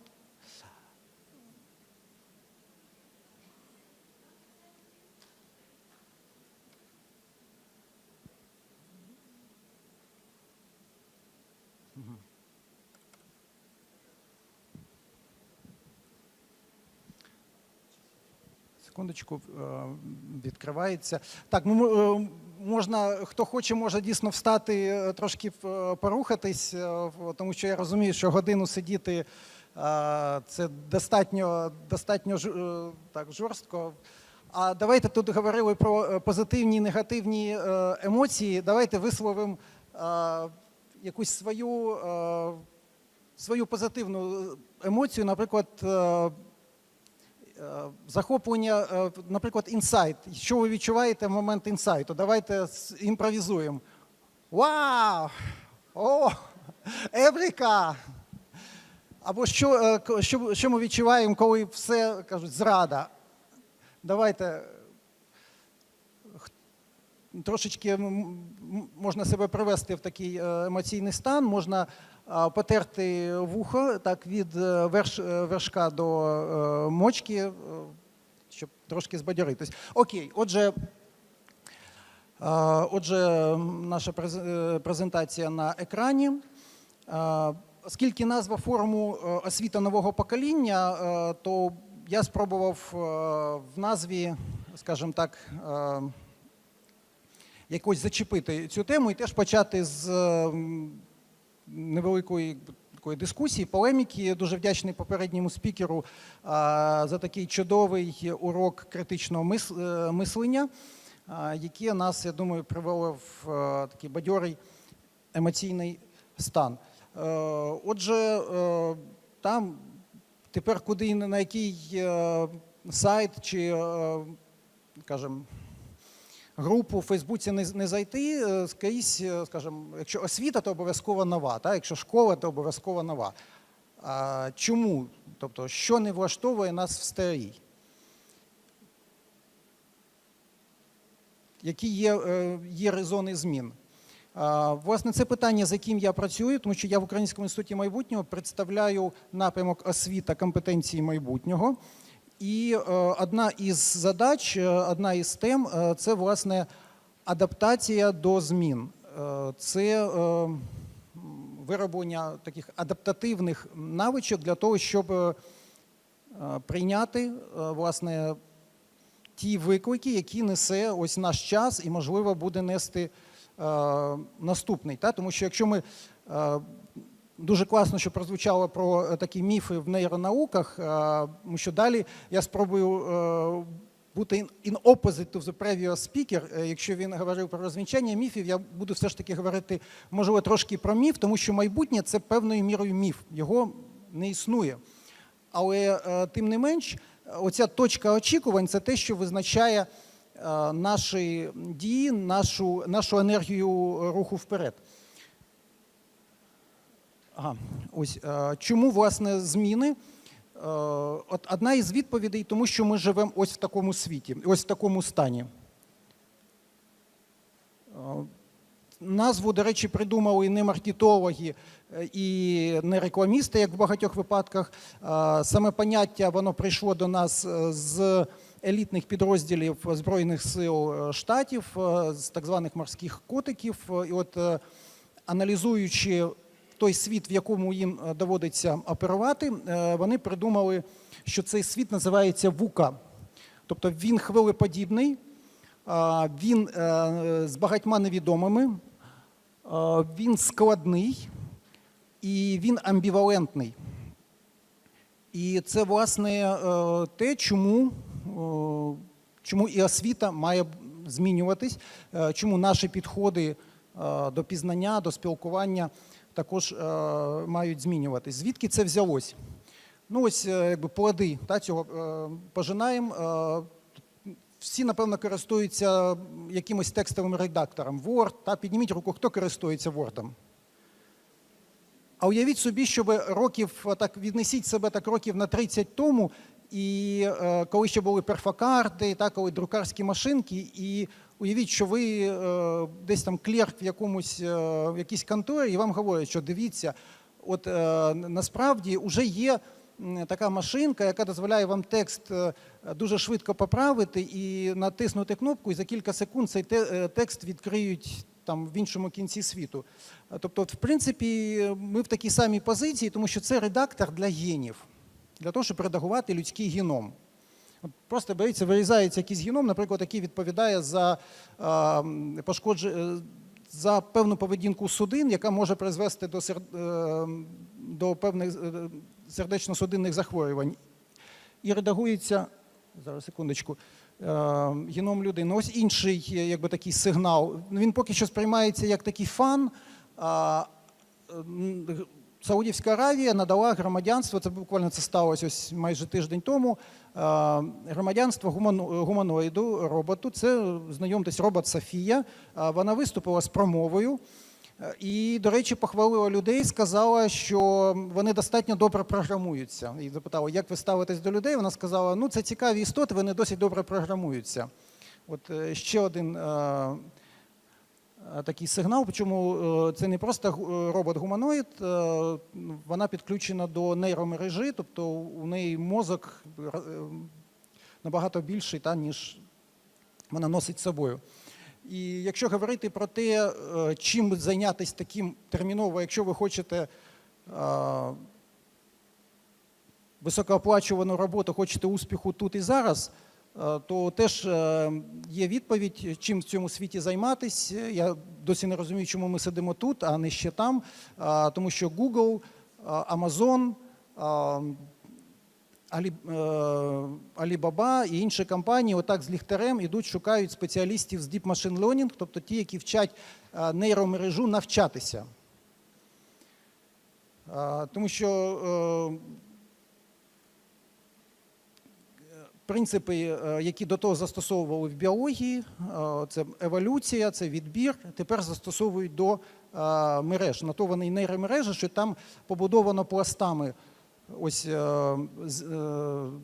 скажімо, зв'язки між різними обчислювальними кластерами, і це машина, яка може, це система, це вже не машина, це система, яка може вчитись. І на сьогодні найоплачуваніші спеціалісти – це з Deep Machine Learning, з Data Science, тобто обробки великих даних.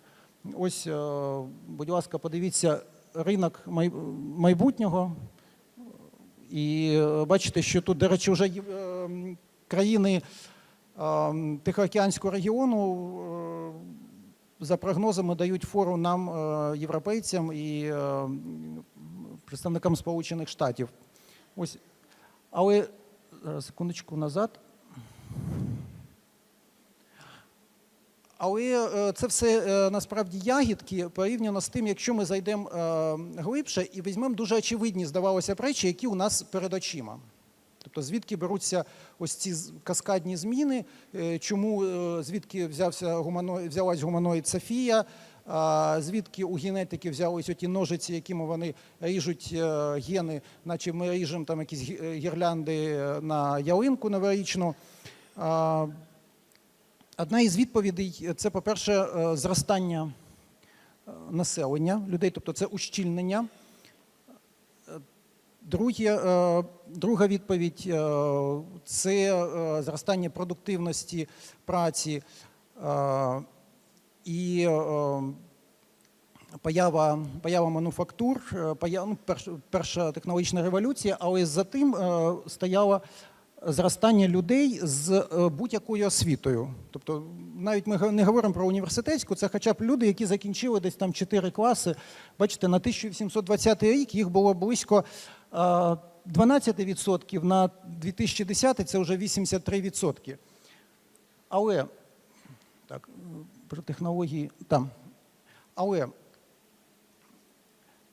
це відсоткове зростання, якщо його співставити з відсотковим зростанням взагалі людей на планеті, то ми побачимо ось таку цифру, що за 200 років, якщо взяти відсоткове, от саме відсотковий ріст, кількість людей за світою зросло більше, ніж в 3000 разів. Що це означає? Здавалося, це банальний факт. Це дуже легко подивитись з будь-яких статистичних джерел. Це абсолютно відкрита інформація. А ось що за цим стоїть? Ну, візьмемо очевидні речі. Освіта з'являється на політичному порядку денному. Тому що це великі групи людей, навчання яких потрібно організовувати. За результат навчання яких потрібно відповідати. Відповідно, з'являються політики в сфері освіти, з'являються представники уряду, які відповідають за освіту, з'являються пункти в програмах партій, які йдуть на вибори. Але з іншого боку, потім ці люди залежать від думки тих, хто голосують. І от відбувається така своєрідна селекція, а як голосують, ну тепер можемо, є дуже багато за останній час кейсів, Брекзит, Трамп, інші цікаві приклади. Інший момент, теж на який ми, можливо, мало звертаємо увагу, що наша людська природа, вона еволюціонує не так швидко, як еволюціонує технології. Тут я трошки вернусь назад. Ось це ми бачимо ще один подарунок нашого часу – експонентний розвиток технологій. Але фізіологічно ми досі десь перебуваємо в саванах Серенгеті. Тобто наші базові реакції на якісь подразники, на голод, на небезпеку, на принаду, вони нікуди не ділись, вони зашиті в нашій природі. Так само ставлення до дисципліни, наприклад, особливо у тих, хто навчається, тому що префронтальна кора, яка відповідає за дисципліну, за те, щоб ми контролювали себе, це такий вершечок еволюційного айсбергу, який у людини фізіологічно дозріває десь до 21, ну так, 19, 20, 22 роки, оцей період. Тобто до того часу людиною керують ось те, що набагато глибше, те, що там в рептильному мозку, те, що в мозкові примата, а підходи до навчання, вони залишились от в тій епосі, коли зростали технології, поширились технології, коли було конвеєрне виробництво, відповідно конвеєрна освіта, тому що новим мануфактурам потрібні були люди, які можуть прочитати інструкцію і можуть виконувати швидко однотипні операції.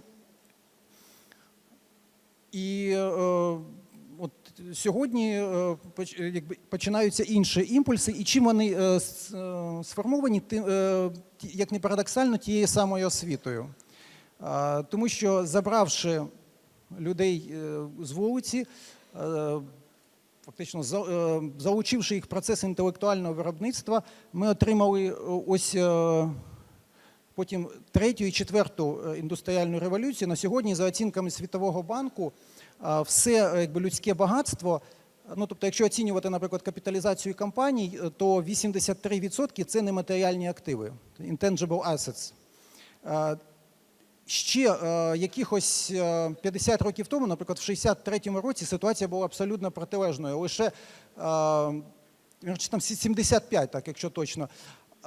Там було навпаки десь 15% вартості компаній, вартості всього світового багатства складали нематеріальні активи, тобто плоди інтелектуальної власності.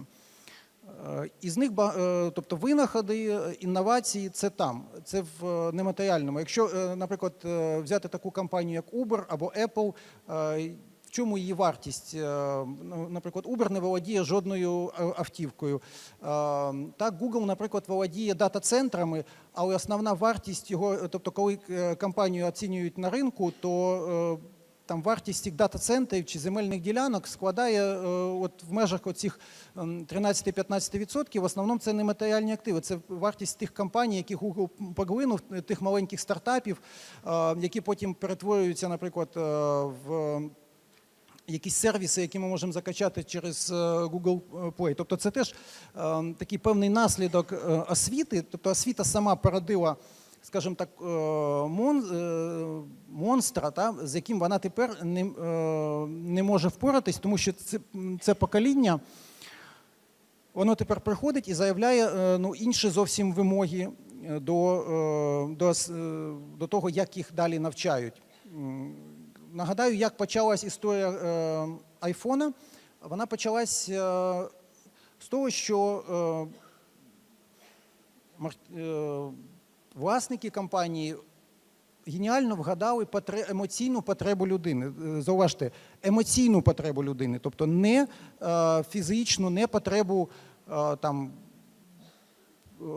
розраховану про те, що ось завдяки телефону ми зекономимо стільки часу на того, щоб переїздити, там, наприклад, щоб замість того, щоб їхати в гості, чи замість того, щоб купувати, наприклад, там багато якихось друкованих видань, чи, наприклад, купу дисків, я краще куплю одну програму, яка дасть мені доступ до цього. Тобто це була емоційна потреба в тому, щоб мати на похваті весь свій контент, щоб зручно ним оперувати.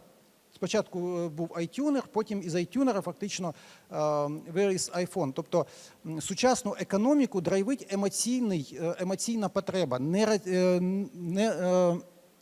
раціональні потреби. Ми теж ще до ринку праці вернемося. Ви теж, напевно, знаєте цю новину, хто отримав Нобелівську премію в цьому році з економіки. Її отримав Річард Талер, дослідник в сфері поведінкової економіки, це саме його група відкрила такий феномен, що людина, коли у неї відключені центри, які відповідають за емоції, проводились такі клінічні дослідження, оскільки мозок поки що на рівні якоїсь структури, топографії досліджений наскрізь, фактично ми менше знаємо про те, як він діє в динаміці, але структурно він більш-менш відомий. І от коли центри, які відповідають за емоційну реакцію в людині, блокувалися, а людина з усім комплексом знань раціонально не могла ухвалити елементарне рішення, яку, наприклад, там вибрати, який посуд, помаду, їжу. Тобто емоції відіграють дуже істотну річ в ухваленні рішень.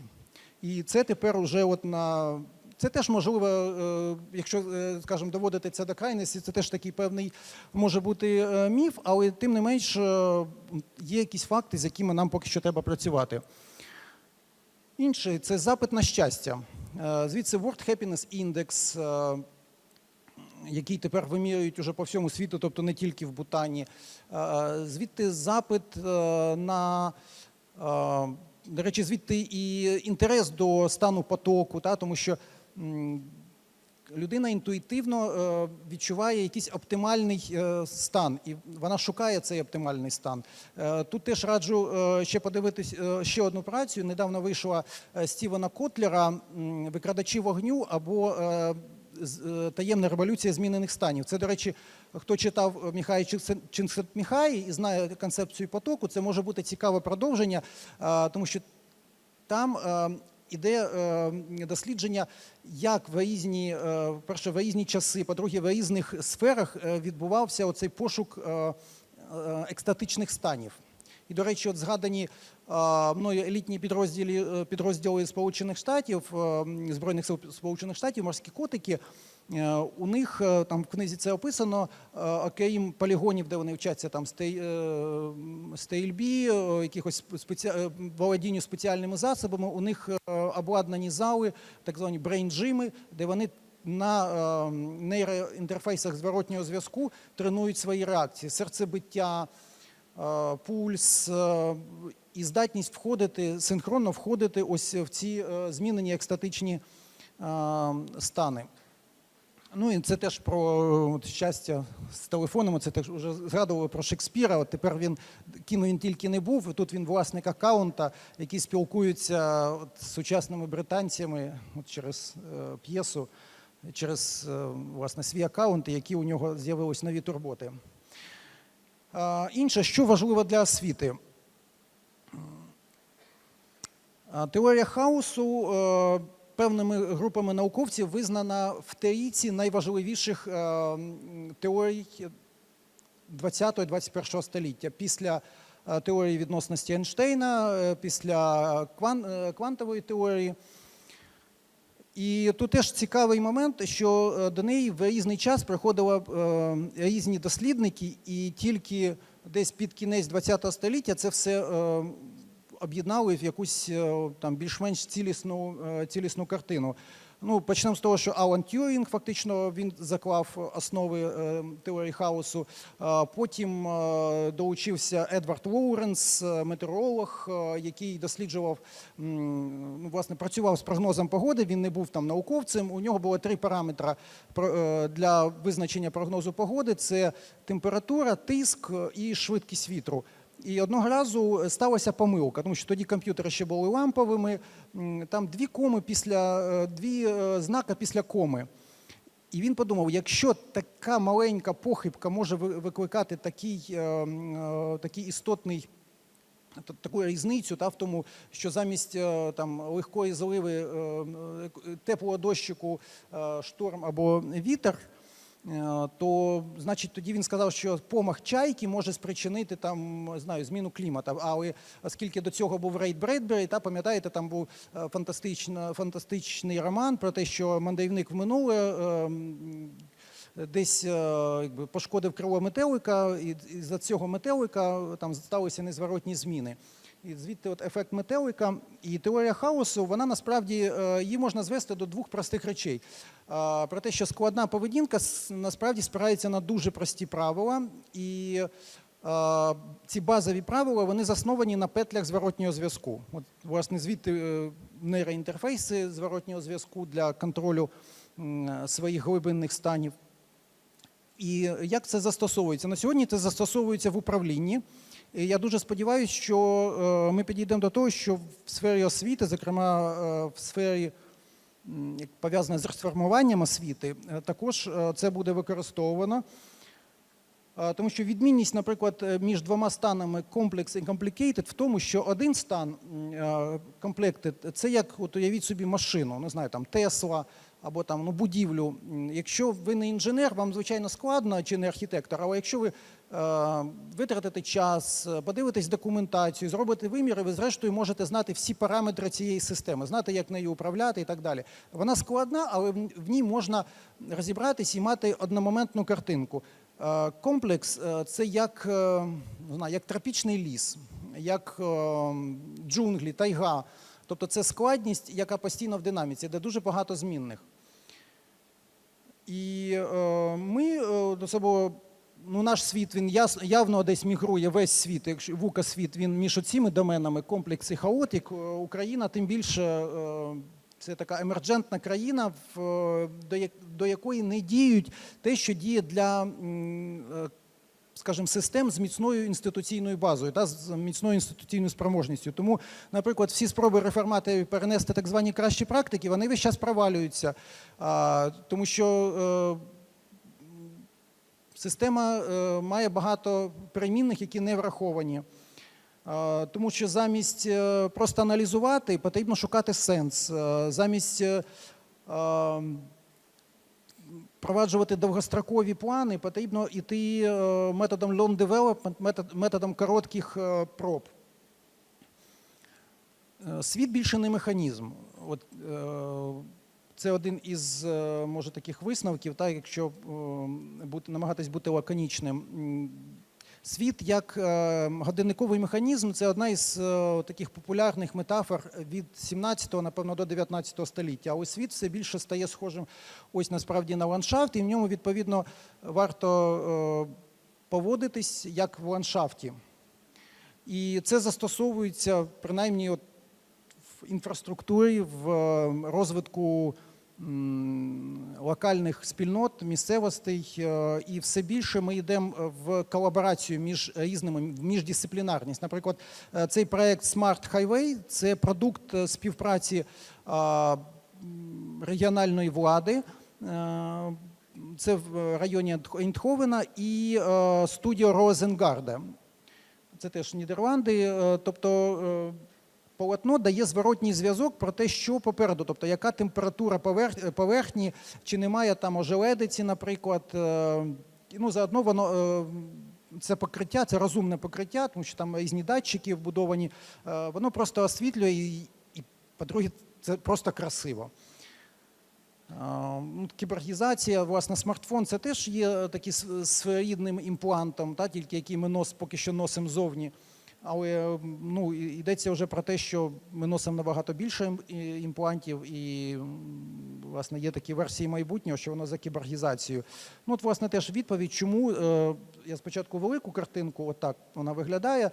Emergent Science and Technology – це, власне, створено для тих, хто шукає нові ринки, для тих, хто дивиться, куди, на чому зосередити увагу, чи як інвестор, чи як винахідник.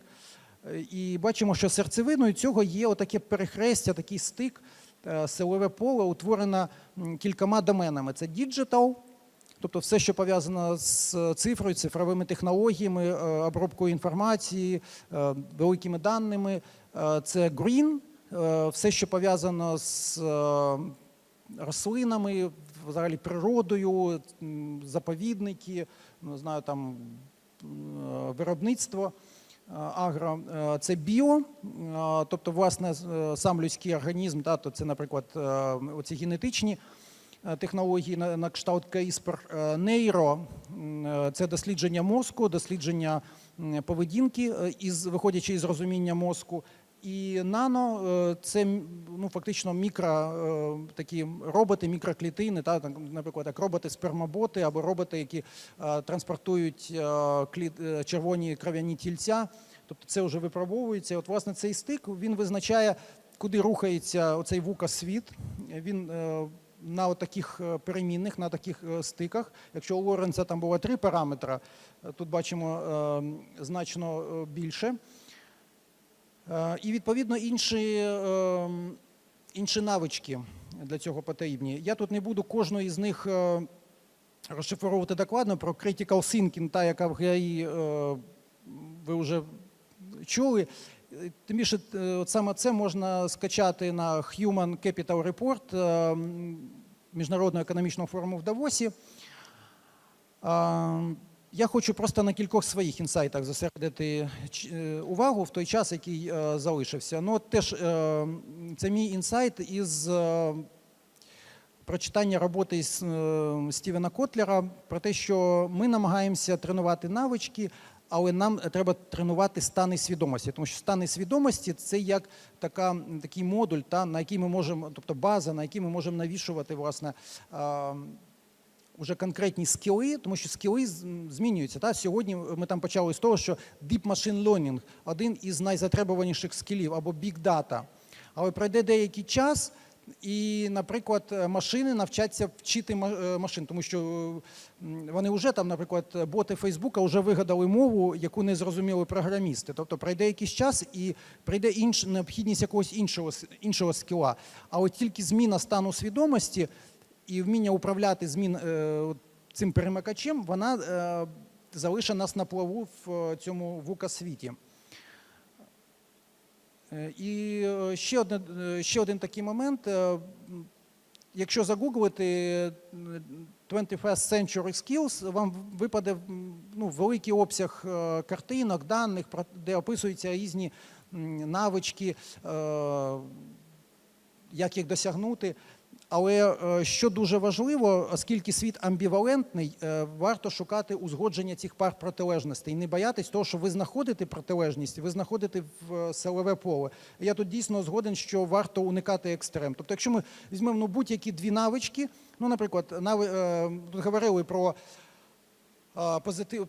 розвінчання міфу позитивного мислення, я почасти згоден, але все ж таки хочу застерігти, що це не так все однозначно, тому що, наприклад, як правило, теж в цю велику область, пов'язану з позитивною психологією, включають емпатію і емоційний інтелект.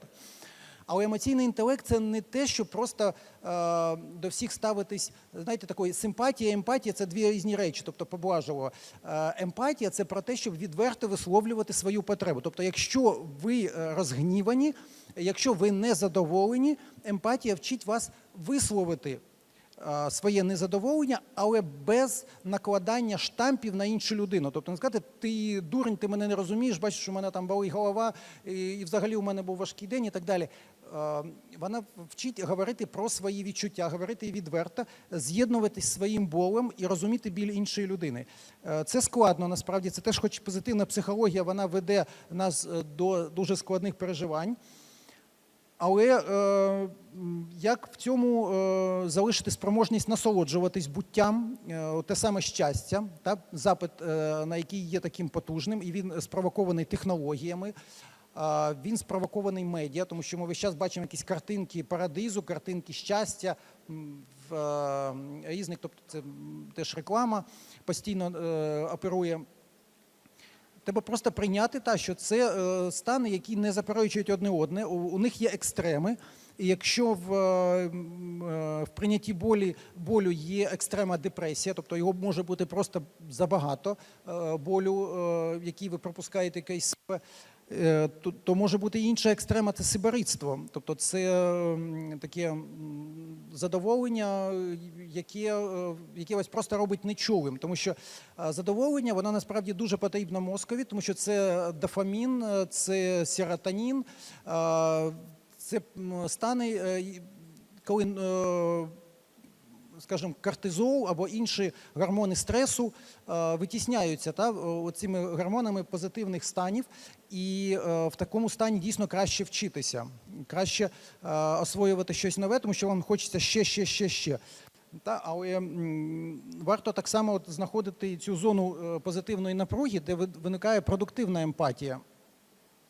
Або інше так само критичне мислення, воно дуже легко може зісковзнути в цинізм. Коли ви з задоволенням просто якби таким гострим ножем, просто, знаєте, як там учні дуже часто картинки там в комікси перетворюють, чи в підручнику, чи в рекламах і так далі. Тобто є крайність в критичному мисленні, є в той же час крайність в сторітелінгу. Це наївність, це життя там в рожевих окулярах. Якщо дивитись на мапу навичок, це я вивів свою, як спираючись на власний досвід навчання, самонавчання, роботи з різними аудиторіями, так і на вивчення низки звітів, пов'язаних з людським розвитком. І я б радив починати з самоемпатії, тобто з прийняття себе, з прийняття розуміння своїх потреб. Тому що якщо ми зрозуміємо себе, то є шанс, що і хтось нас зрозуміє. Тобто ми все одно себе невербально висловлюємо. Ми все одно починаємо з того, що ми або затискаємо себе і ставимо на собі хрест, або даємо собі розкритись. Це взаємність, це вміння отримувати і давати зворотній зв'язок. Зворотній зв'язок дуже важливий. Це є те, що нам дозволяє швидко навчатись. Тому що насправді суть наставника не в тому, що він більше знає, а в тому, що він може дати адекватний зворотній зв'язок, адекватний моменту, адекватний візаві, адекватний цілям, які ставить людина. Це екосистемність. Тобто ми живемо, оскільки світ взаємопов'язаний, щільність населення, щільність комунікаційних мереж, щільність технологій, ми вже не можемо бути ізольовані в чомусь. І тут, якщо говорити знову, вернутися до трансформації в сфері освіти, то, знаєте, був період елітарної освіти. Власне, це та освіта, яка привела до першої технологічної революції, тому що це були такі освічені вершки суспільства, які мали змогу тоді не працювати, збиратись в такі, як це в Британії називалось, клуби місячного сяйва, коли ще не було ліхтарів, і вони збирались, коли був повний місяць, і обговорювали якісь ідеї, наприклад, що, виявляється, корисні копалини можна знаходити в землі. Ну, хто в голову тоді не приходило, що замість того, щоб зарізати дерево, можна копати кудись в глибину, там знайти кам'яне вугілля, і воно дасть набагато більше калорій від спалювання, чим дерево. Тобто це елітне, це, скажімо, першу технологічну революцію породив елітарний спосіб навчання. Далі масове навчання, от той сплеск, це егалітарне, коли всі мають вчитись за стандартом, всі мають право на освіту. Але далі ми весь час шарахаємося між куди нам, до розумних чи до красивих, чи нам в елітарну школу, чи нам в таку загальну, щоб все ж таки потім в соціумі не загубився. Насправді відповідь ні туди, ні туди, відповідь еколітарна. Тобто ми живемо в світі екомереж, тобто що кожен формує свою екосистему, ось тих людей, які можуть давати зворотній зв'язок і кому я можу дати позитивний зворотній зв'язок. Далі resilience, тобто стійкість, життєстійкість. Поки ми прийдемо до якогось технологічного раю, або може це буде зовсім не рай, але щось інше, пройдуть великі пертурбації. Я тут теж згоден щодо міфу про EdTech. Роль все одно людського наставництва, вона поки що не спростована. Якщо говорити за професії майбутнього, то вчитель, викладач, він однозначно є. А вчитись потрібно вміти виживати в умовах блекаутів, катаклізмів, тобто вчитись заощаджувати енергію, видобувати енергію з чогось такого зовсім не пристосованого. Тобто це те, що і взагалі стійкість, опірність. Хендмейд також не завадить, особливо тим, хто шукає якісь нові ринкові ніші, і в тому числі технологічні, тому що для початку прототипи доведеться робити ручками. Ну і open mind – це відкритість до прийняття нових ідей, і зрештою рефлексія, тому що саме рефлексія – це те, що дає нам змогу присвоювати собі знання, присвоювати собі досвід. Секундочку. Як і де це застосовують? Ну, тут такий невеличкий слайд, мої спостереження, якраз я знов з вузької картинки на широку, і знов про реформи. От, на моє переконання, нам потрібна не стільки реформа освіти, скільки трансформація. А трансформація, вона може відбутись, коли відбудеться оцей ефект критичної маси або екосистеми, співпраці громадських структур, приватних структур, державних структур, таких як міністерства, чи таких як, наприклад, університети. І саме от в такій синергії в процесі залучення ми можемо отримати зміну, ми можемо отримати погодження інтересів цих сторін. Тому що реформи це ініціюються, як правило, елітами, ініціюються лідерами, і потім у нас є завжди ризик, що коли одні еліти зміщені іншими, ну, вірніше, то, що ми називаємо елітами, все, реформи закінчуються, тому що нові лідери, кажуть, заперечують попередників. Все, що було з попередниками, треба забути, сказати, що це були происки Кремля або Держдепу, і сказати, що ми будемо по-новому знов навчати. Екосистемність, воно передбачає певну спадкоємність, певний розвиток, еволюцію. Потім реформа, вона регламентується нормативними актами. От, наприклад, є новий закон про освіту. Чи він дасть в найближчі 3 роки сам по собі зміну освіти? Ну, аж зовсім не дасть. Навіть якщо будуть ухвалена так купа нормативних актів, постанови Кабміну, інструкції Міносвіти, саме по собі це не дасть якості освіти на виході, якщо не знайдеться мотивація для нас, як тих, хто працює за аудиторіями, якщо ми не навчимося залучати і комбінувати ресурси одне одного і так далі. Потім реформа – це, як правило, якийсь прописаний таймлайн, де все крок за кроком, якщо якийсь збій, все невідомо, що робити. А трансформації – це гнучкі, адаптивний механізм, ці атрактори, як в тій формулі Лоуренса. І реформи передбачають покращення якоїсь моделі, яка є. Тобто все одно ми намагаємося покращити ту систему. Ми говоримо, що так, у нас є школи, у нас є університети, ми маємо їх покращувати. А ми не ставимо питання, а чи може бути освіта, наприклад, без університетів?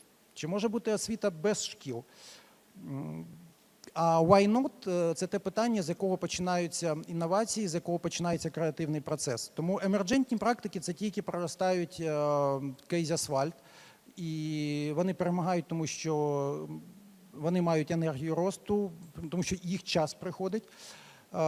Фокус – це індивідуальні освітні траєкторії, це власне, розвиток культури пізнання і середовища для пізнання, це школа або університет як екосистема.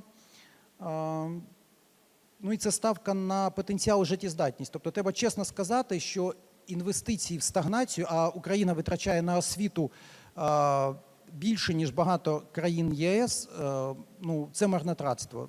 Тобто потрібно розуміти, що є життєздатним, вибрати і максимально сконцентрувати ресурси в життєздатні практики, в життєздатні групи і так далі. Тобто там, де є життєздатність. Ну і потрібна певна навігація в цьому світі. Як це може виглядати? Ну, освітні траєкторії – це передусім інститут портфоліо. Я дуже критично ставлюсь до ЗНО, як до системи оцінювання знань. Тому що ми скільки завгодно можемо розповідати про компетентності нової української школи, ми скільки завгодно можемо розповідати про те, що так само університети мають автономію, вони мають право відбирати, кого навчати, чи хто має бути навчати, за якими програмами, але якщо все відбувається в такому шаблонному підході, якщо ми основна навичка – це просто швидке відтворювання заученої інформації, то ми так далі не просунемося. Виходом може бути узаконення, інституалізація індивідуальної освітньої траєкторії у вигляді портфоліо, з яким людина йде потім все життя, яке стає додатком до її ID-карти, які вона може відкривати роботодавцю, партнерам. Тому що нас на роботу, там, де по-дорослому приймають не за балами атестату, нас приймають за портфоліо, нас приймають за розумінням, хто ми є. І портфоліо, воно також може мати, і воно містить такі розділи в тих школах, де це вже практикується, коли людина ставить ціль, говорить, яким шляхом вона її досягала, яка у неї рефлексія із цих позитивних чи негативних результатів. Це зворотній зв'язок від peers або від колег, від викладачів. Це її досягнення, виконані проекти. Ну, це так в дитячому. Потім теж про, скажімо, такий проєктний підхід до шкіл. Проєкт Кампола, який зібрав на такому майданчику краудфандингового GoFund суму, скільки вона там, більше 30 тисяч гривень, по-моєму, планували і зібрали проєкт утилізації відходів. Тобто люди набагато краще, діти набагато краще навчаються, коли вони бачать якийсь челендж, коли вони бачать свою участь, коли вони розуміють, що вони конкретно змінюють, для чого їм потрібні знання. Так само, це поки що приклади із більше шкільного світу, хоча це вже такий на межі, тому що це ініціатива, яка працює з підлітками, там десь від 14 до 17 років. Вони виїздять, як правило, в гори, на скелі, вони навчаються командоутворенню через практики скелелазання, вони вивчають природу і потім видають свій журнал, тобто вони досліджують, фотографують, вчаться дизайну, вони самі освоюють індизайн, видають журнал і потім ставлять постановку театральну. І я бачив цих молодих людей, це дійсно люди, які вміють, які просто можуть ставити собі смислові запитання, можуть на них відповідати, які ефективно взаємодіють між собою, але це відбувається тільки, коли людина задіяна цілком, інтегрально. Тобто, коли не тільки її інтелект, але коли її тіло, її емоції, її підсвідомість, воно все задіяно в комплексному процесі, і це навчання, воно виявляється набагато ефективніше. Так само це інтегральний підхід.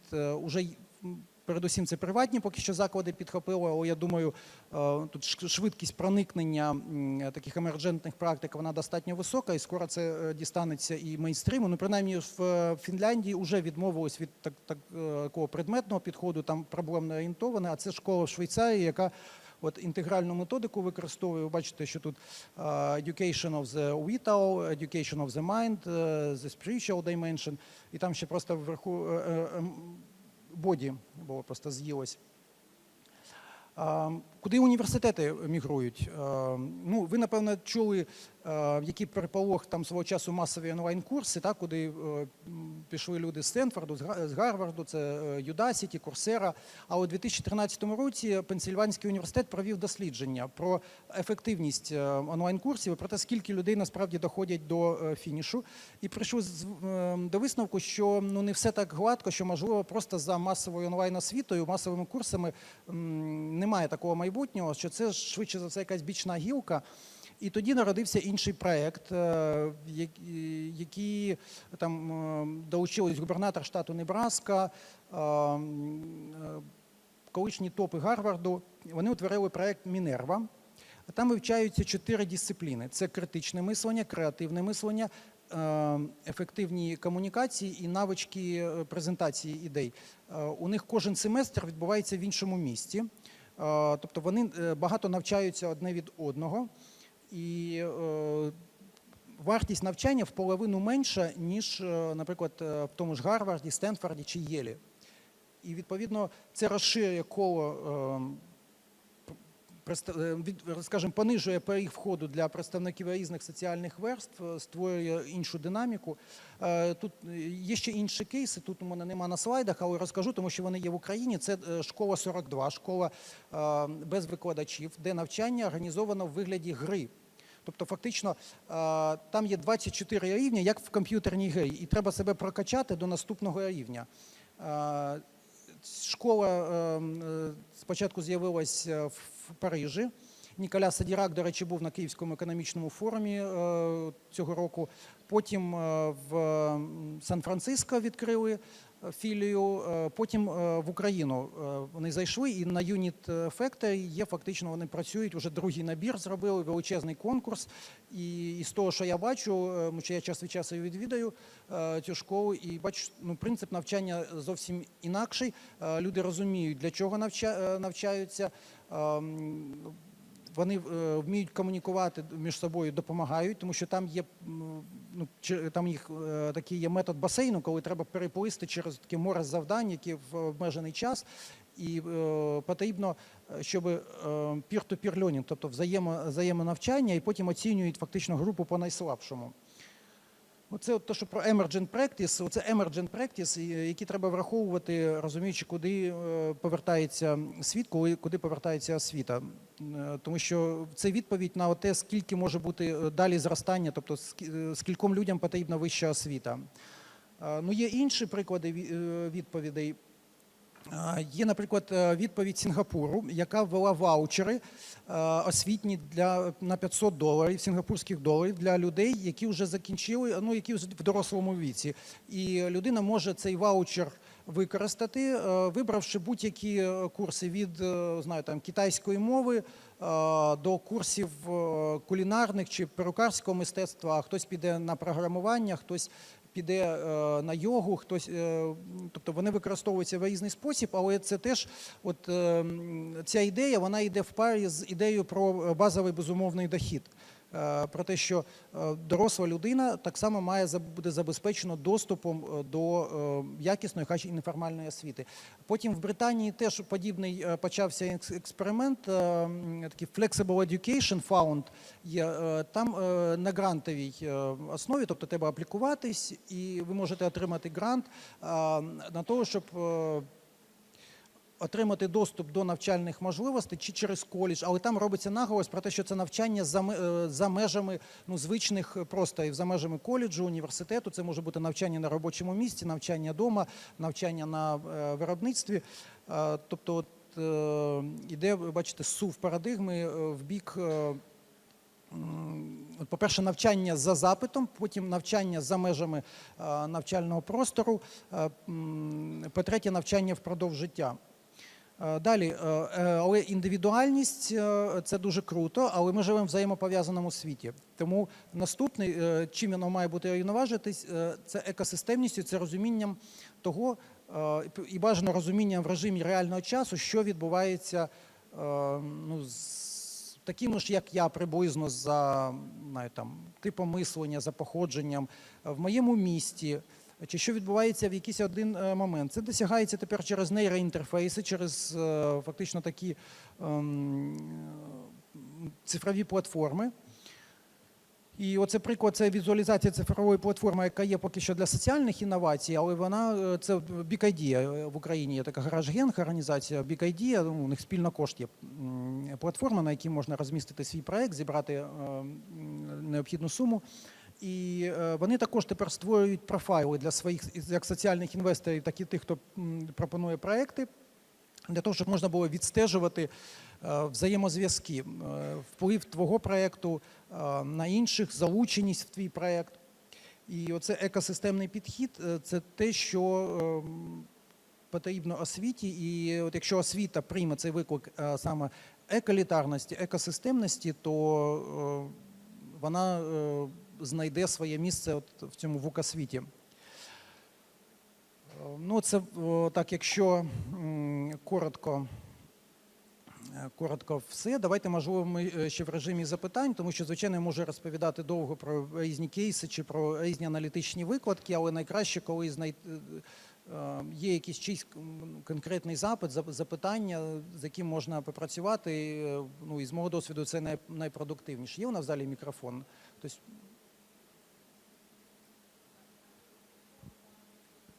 ага.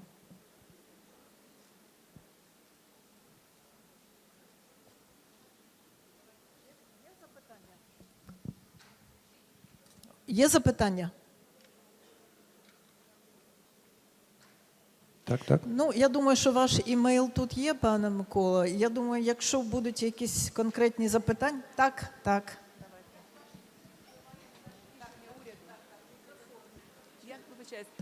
Як ваш інститут впливає на рішення в даний час уряду? Як впливає? Ми співпрацюємо з групою радників міністра, запрошуємо міністра час від часу. От вона у нас була у Львові на тематичному кластері освіта. Це така паралельна подія Львівському форуму видавців. Ми робили там кілька майданчиків, в тому числі дискусійний майданчик, який називається «Майбутнє університету», куди запрошували практиків, візіонерів. Також саме у нас в інституті був даний старт розробці комунікаційної стратегії МОН. Я час від часу, мене запрошують теж на різні стратегічні наради, але там, скажу чесно, поки що складно, тому що, розумієте, апарат залишився попередній. Міністр – це політична фігура, і ставлення яке? Ну, міністри змінюються, а ми ж державні службовці, ми захищені там законом про держслужбу, кодексом. Потім рівень внутрішньої комунікації у нас в міністерстві, в тому числі в Міністерстві освіти, на жаль, ще бажає кращого. Попри те, що там дійсно працює чимало класних людей, я з повагою ставлюсь до Юрія Рашкевича, але Потрібно дійсно, в тому числі завдяки цифровим комунікаціям, активніше між собою взаємодіяти, щоб один департамент розумів, що робить інший. Ну от тепер я дивлюсь реакцію на оприлюднення персонального складу керівників директоратів і теж бачу, як, скажімо, таку різну, чесно кажучи, поки що контроверсійну реакцію. Ну, тобто там намагаємося впливати, от, формуючи адженду і відповідаючи теж на запит конкретний. Дякуємо. Є ще запитання? Дуже дякуємо, дуже цікаво, є дуже багато про що подумати.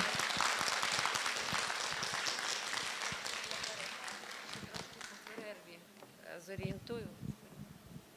У нас зараз півгодинки перерви і ще одна презентація від Майкла Хадсона і Колма Сміта.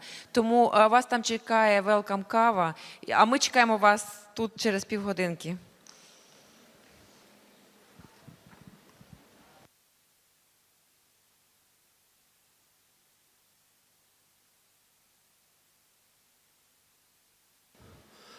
Okay, so we move on to the next series of seminars.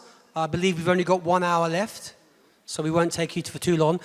Those of you who have been invited for the VIP event, or VIP, as you like to say in this country, please can you meet outside afterwards, outside by the press wall. So there's a few people who are coming for another event. If you can wait outside by the press wall, which is that place by the steps, that would be very handy. If anybody has not bought a talon for tomorrow's lunch, they will be available again tomorrow morning. If you saw that, there was that. You know. Cheer up, guys. It might never happen. My God. Okay, so here we go. We've got the entertaining and wonderful Michael, followed by the equally entertaining and wonderful Colm. Colm, stand up. There you are. Colm's come all the way from Tokyo to give this lecture. So your English is pretty good, isn't it, Colm? It's not bad. Fantastic. Okay. Okay. Dobrý den. Mnie zvati. Zvati, da? Tak. Tak. Michael. Okay, so I know some of you know me already. I can see lots of familiar faces in this room. If you have been at one of my presentations, you've seen this slide.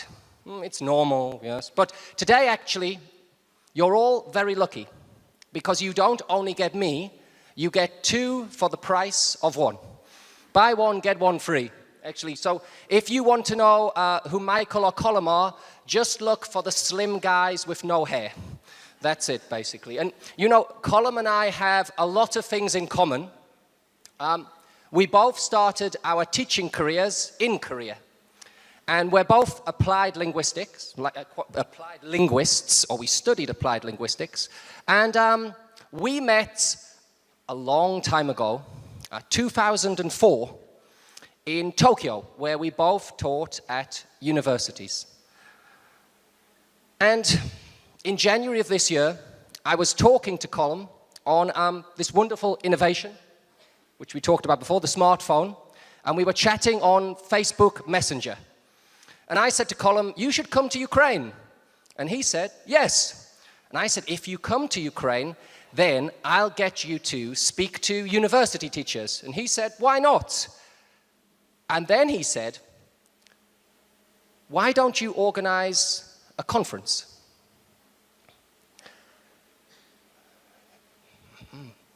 And I had one of those light bulb moments.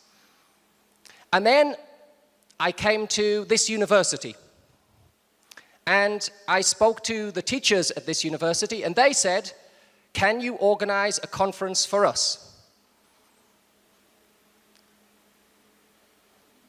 And I said, yes, we can do it.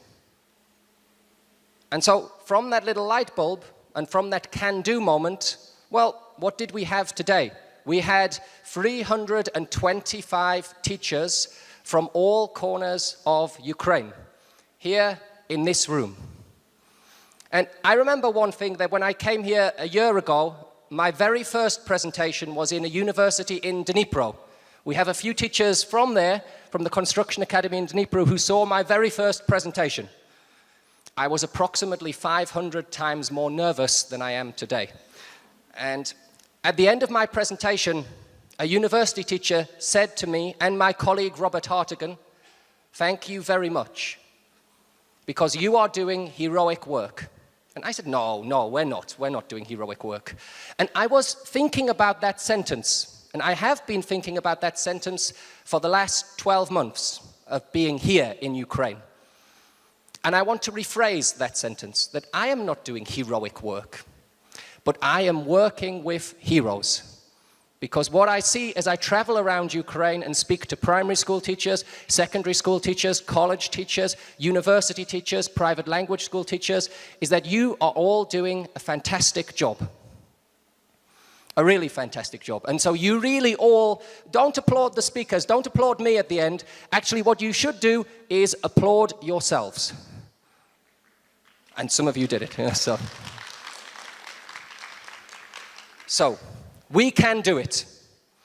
This notion of can do, this notion of a small idea and what you can do with it, is actually very much connected to the topic of this presentation,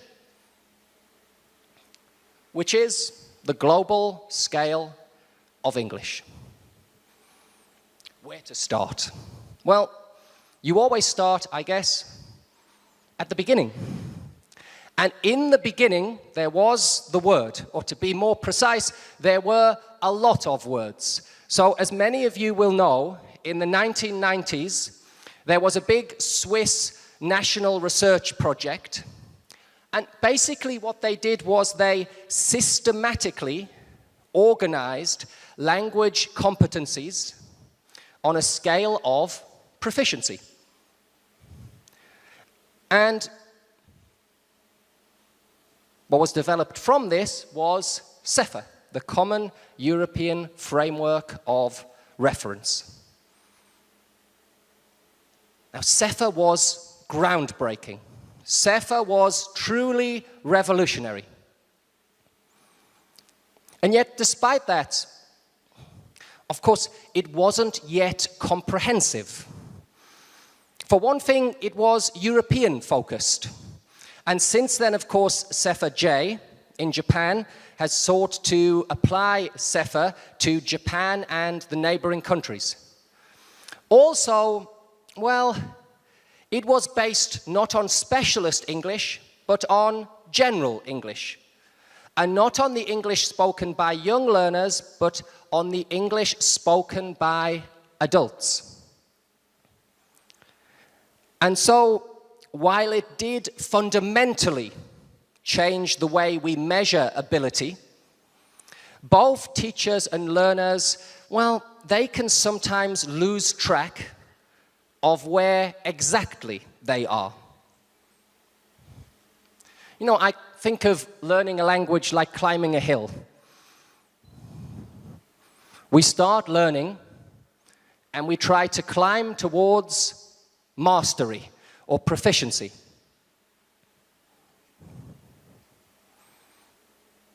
And as we're climbing, we pass through these milestones. So A1, A2, B1, B2. But as you'll see, not all of them are an equal distance from each other. So we have A1, which is quite narrow. But we have B1 and B2, which are very broad. And so, if we have two students, and we say that these two students are both B1, or both B2, well, it tells us something important, but it doesn't on its own give us the complete picture. Because, well, if you look here, I have student 1, and what level is student 1? Well, student 1 is A2. I have student 2, who is also A2. And then I have student 3, and student 3 is B1. But actually, students 2 and 3 are much, much closer together than students 1 and 2, even though they're in different bands. And, you know, there's another issue, that we think that we're climbing this hill, that we're constantly climbing this hill. But in reality, and I guess all of us have had this moment with our English or language studies. And all of us have witnessed this in our students. So if we look at the imagined learning curve, this is what we think is going to happen when we start learning a language, right? We're going to go up, up, up, and up. And what actually happens, well, is a little bit more like this. We start quickly, and then we plateau. And we feel like we'll never, ever be able to reach this advanced, proficient level, that it will forever remain out of reach. I guess you've all got students like this. I've had students like this in every single country I've ever taught in, that they get to B1 level, they get to B2 level, and then they actually start thinking that it's not just that they're not progressing, but they think that they are regressing, that they're going backwards all of the time, that the more hours they put in, actually the less they seem to learn. And, well, what's the result of this? It could be this. It could be this. And if you're very unlucky, it could be something like this. So what's the answer? What's the answer? You stop learning, you give up, you say enough is enough. Well, can you in the modern world? I would say no, you can't give up, because English is a necessity. English now, to know English isn't a matter of choice. If you want to be connected to the outside world, it is a necessary skill. It's as necessary as being able to use a phone, being able to use the internet. And why is it necessary? It's not only necessary for your studies, it's also necessary for your career. That here we can see in a worldwide survey of recruiters, English is an essential or desirable ability for 90% of recruiters all around the world. 87% of employers they asked said that they would be more likely to hire somebody who was bilingual. It's a necessity, it's not a choice. Put simply, what does English give you in the modern world? English grows your future. Your personal future, your family's future, your country's future. So we can't give up. We can't stop. English is a lifelong learning process. And so we keep going all our lives. But while our reasons for learning change, when we first start, perhaps it's just your parents tell you, you have to learn because English is important. Don't worry about it now. One day in the future, you'll realize why. Later, it could be to get better grades, to get a better job, for university entrance. So this motivation, intrinsic and extrinsic, alters over time. But what remains the same, what is always, always constant, is this, that we need to see where we are and where we are going. That we need to see, however slowly, that we are making progress, that we are going forwards. And well, for teachers, these pose some challenges for us. What level are my students really, really, really at? And how can you measure the progress that your students make? We can tell them that they're progressing. Don't worry, you learn things every lesson.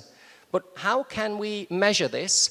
And actually, how can we prove this? How can we demonstrate this to ourselves, institutionally, to employers, and most importantly of all, to our students themselves? And these are the questions that the global scale of English set out to answer.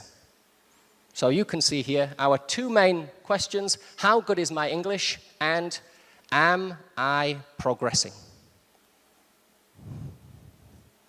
And they've been working towards this, the team behind the global scale of English, they've been working towards answering these questions for more than 2 decades now.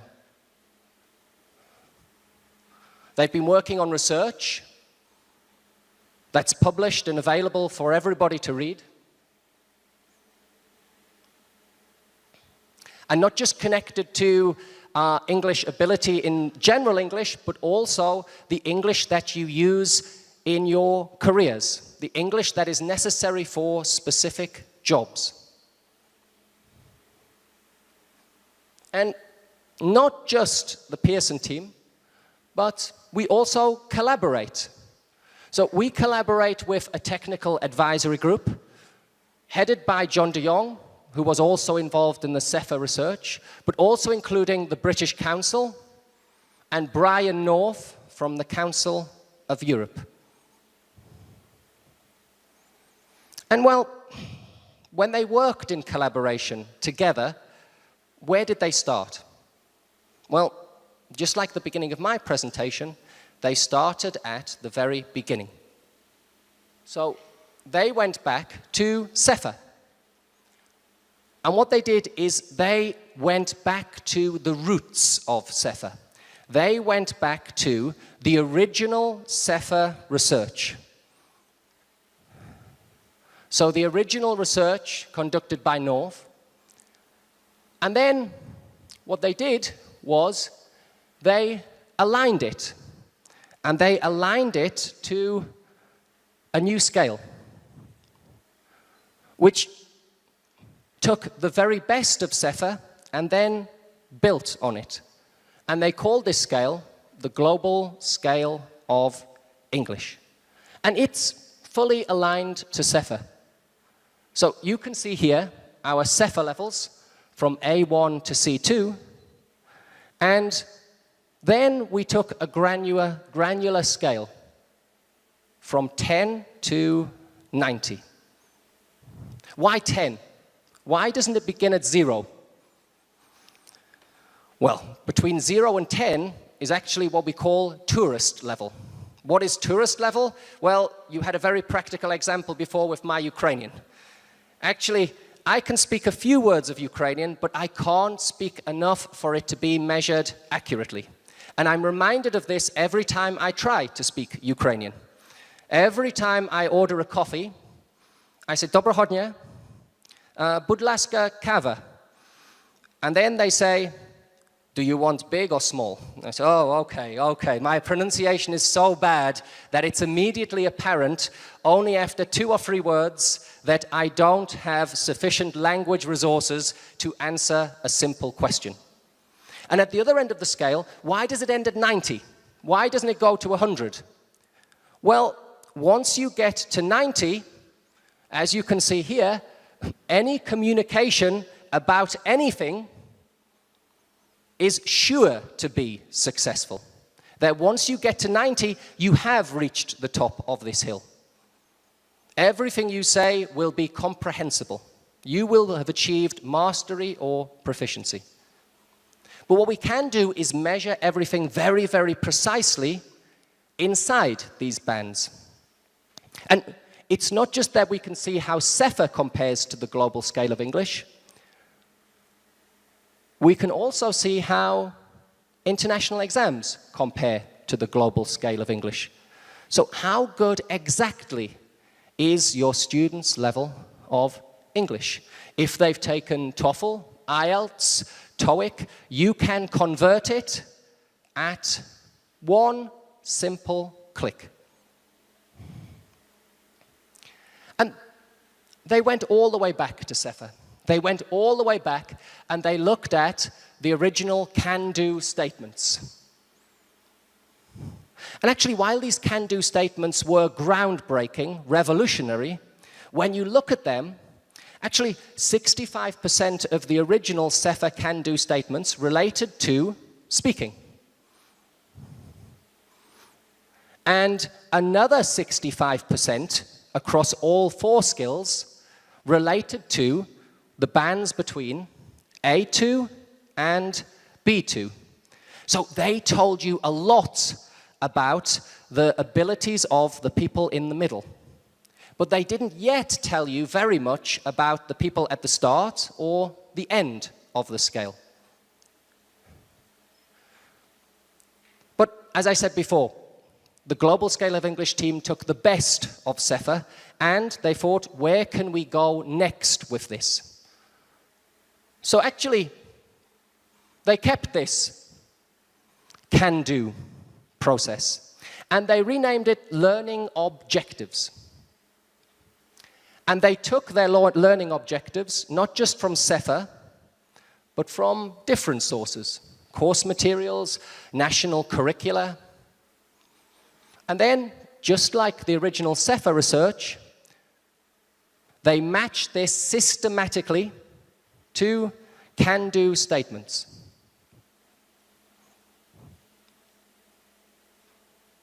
And then they took teachers, practicing teachers just like you, from 50 different countries all around the world, and they asked them, just as in the original SEFA research, to match these competencies to specific ability levels. But not bands, but specific numbers inside the bands.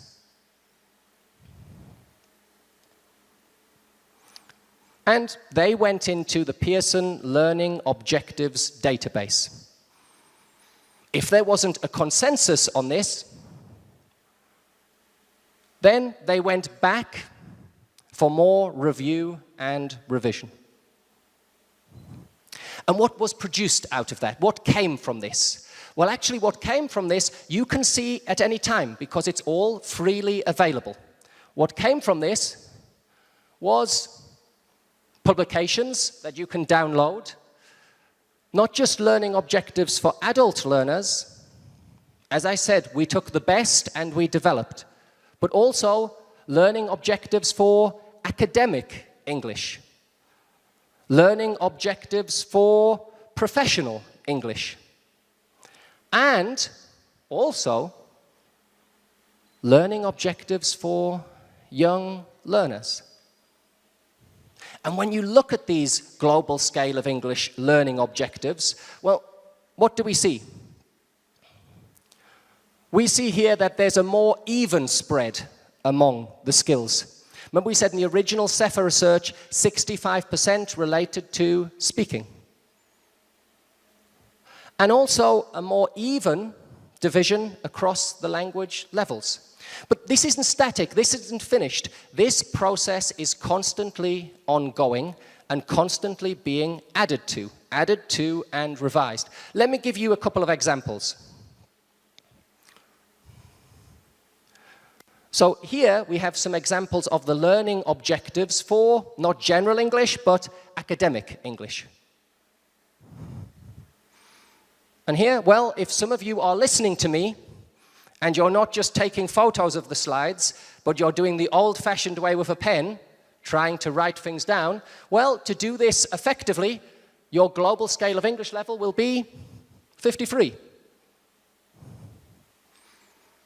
If you're able to recognize rhetorical questions, then your global scale of English level is 75. Not just for listening, but also for reading, and also for writing.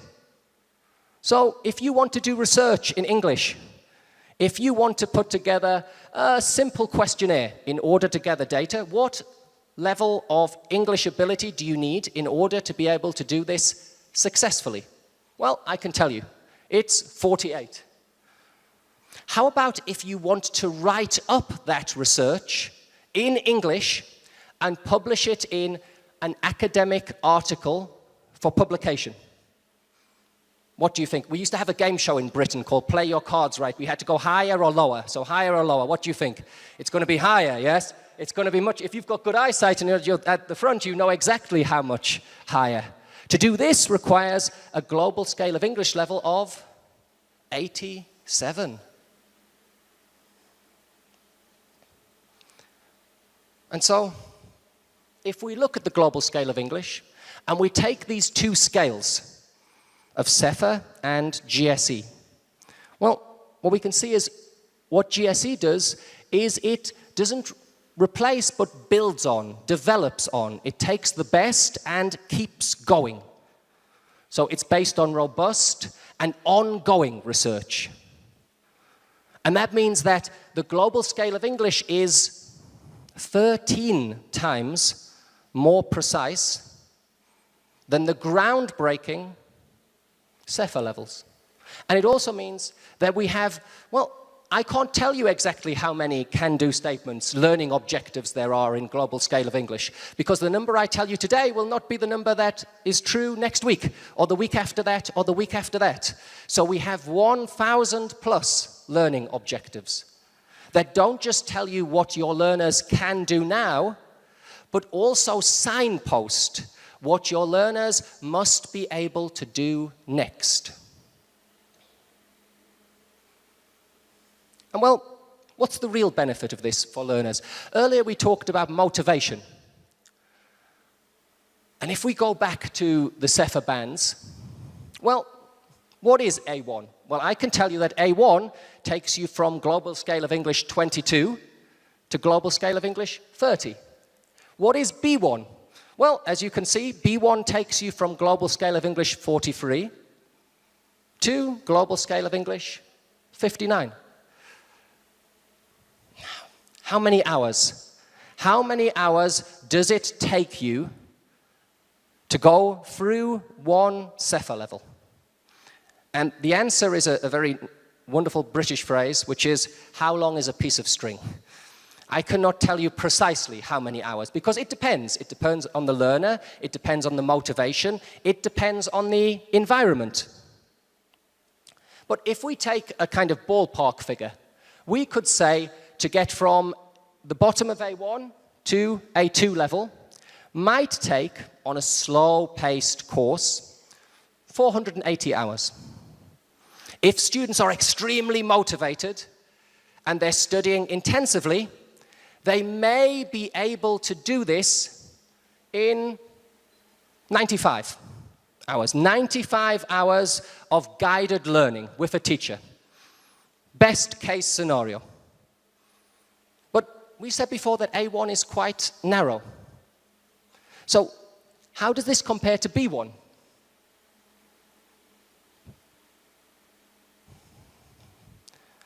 Well, to get through B1 might take you 1,100 hours. And what are students investing here? They might be investing money, but they're also investing their time. And they're also investing, really, their motivation. And if they don't get anything back for this motivation, they're just spending it. They're losing it. If it's on a very intensive course and they're very motivated, perhaps.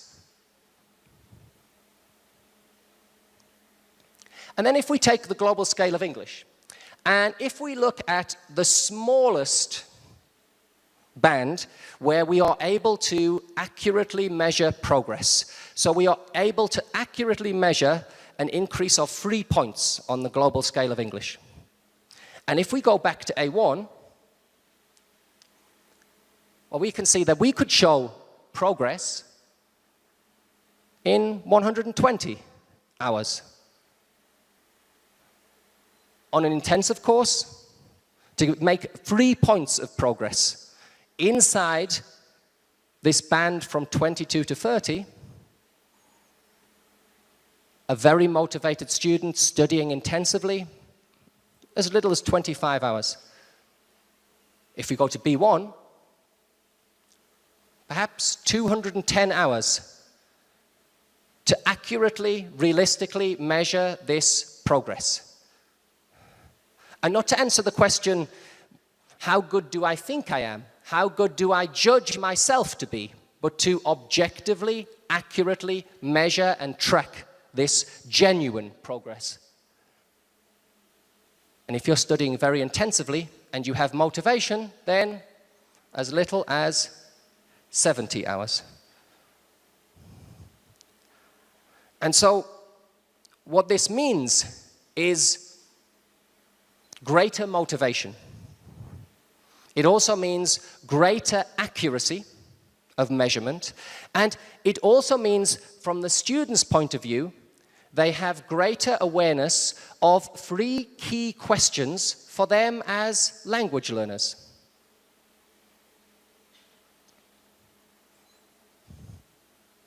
How good is my English objectively?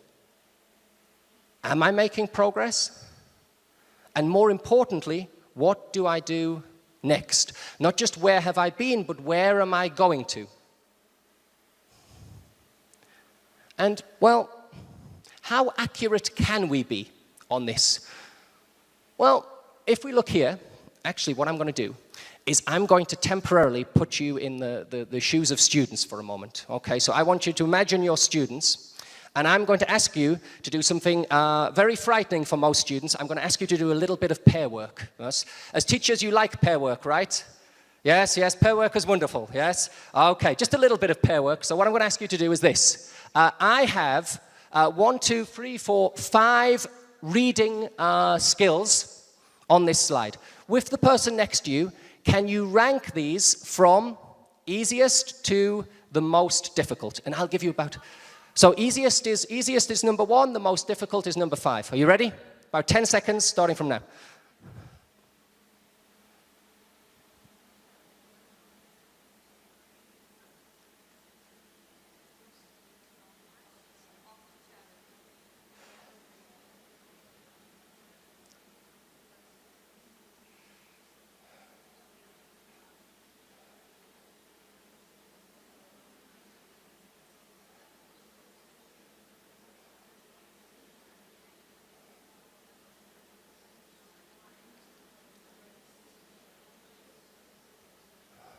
Okay. Now, what would you say, ladies and gentlemen? The easiest reading skill here is... okay. Ooh, okay, we have a difference of opinion here. So it might be the ability to identify very common food and drink. In Ukraine, what would be for Colin? What would be very common food and drink in Ukraine? Borscht, of course, yes. And Colin in Ireland? Potatoes, yes. Who says the stereotypes aren't true? Okay, so, and then we have the ability to recognize cardinal numbers, not ordinal numbers, up to 10. Well, let's see. Actually, you can see the answer is here. And if I asked you what precise level you need for this, well, for 1 and 2, we just know that it's below A1 standard. It's the very, very beginning of A1 standard. But using the global scale of English, we can differentiate. We can say that you need a global scale of English level of 10 to do the easiest skill. And then you need 14 to do the next easiest skill. Oof, how about writing? What would you say? The easiest skill from here is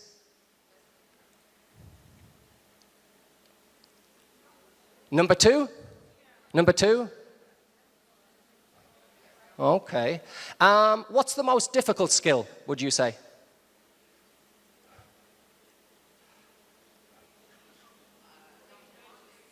Okay, perhaps number 1, perhaps I heard number 3 here as well.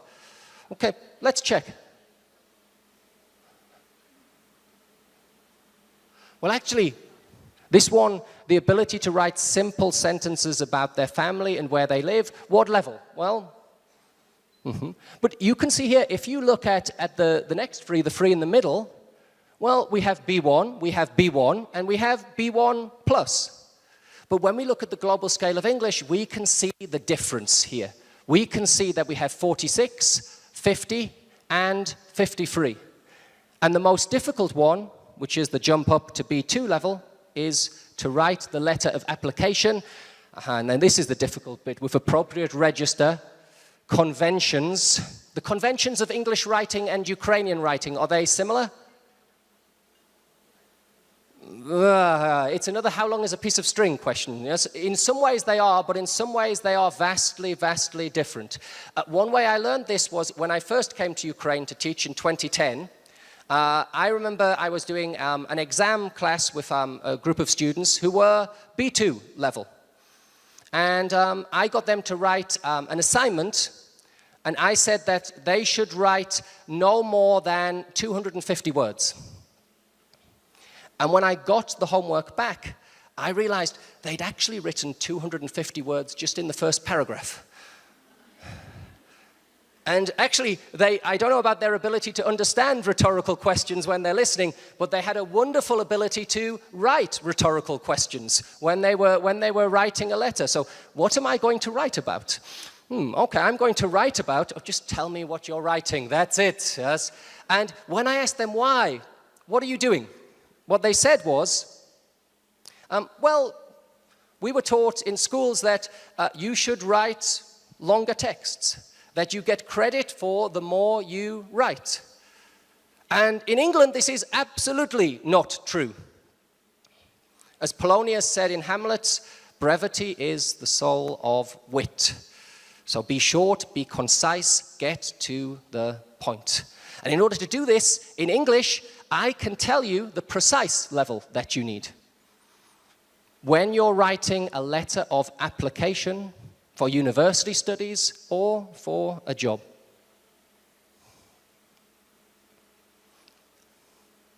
And I said before, it's not only for adults. We also have the global scale of English for young learners.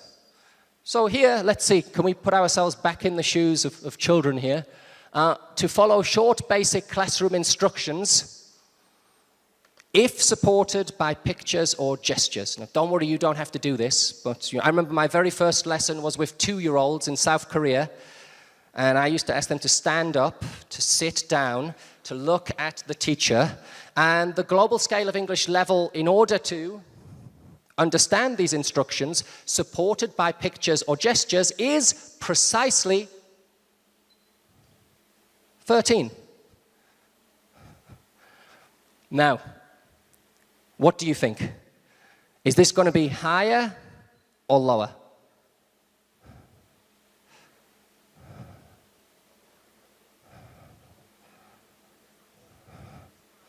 Higher. Lower, lower, lower. How much lower? Let's see. 3 points.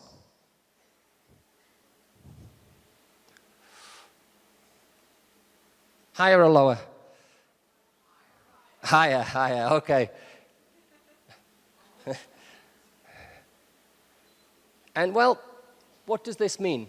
Well, it means you might be aware that CEFA, they recently brought out, the Council of Europe, in September of this year, a companion volume for their descriptors, updating this. And just as the global scale of English was informed by the original CEFA research, well, now the ongoing CEFA research is informed by the global scale of English. Not just internationally, the updated curriculum for lower secondary schools based on competency-based language teaching, the Ministry of Education here also used our global scale of English learning objectives to match the competencies to the new curriculum. And well, all of this, the research, the advisory board, the idea, and the application shows, for me, the truth of the statement by David Noonan that,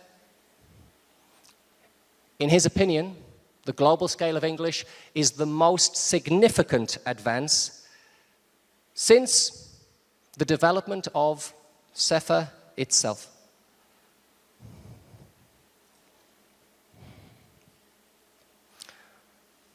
And we don't stop there. We keep advancing. We keep climbing that hill.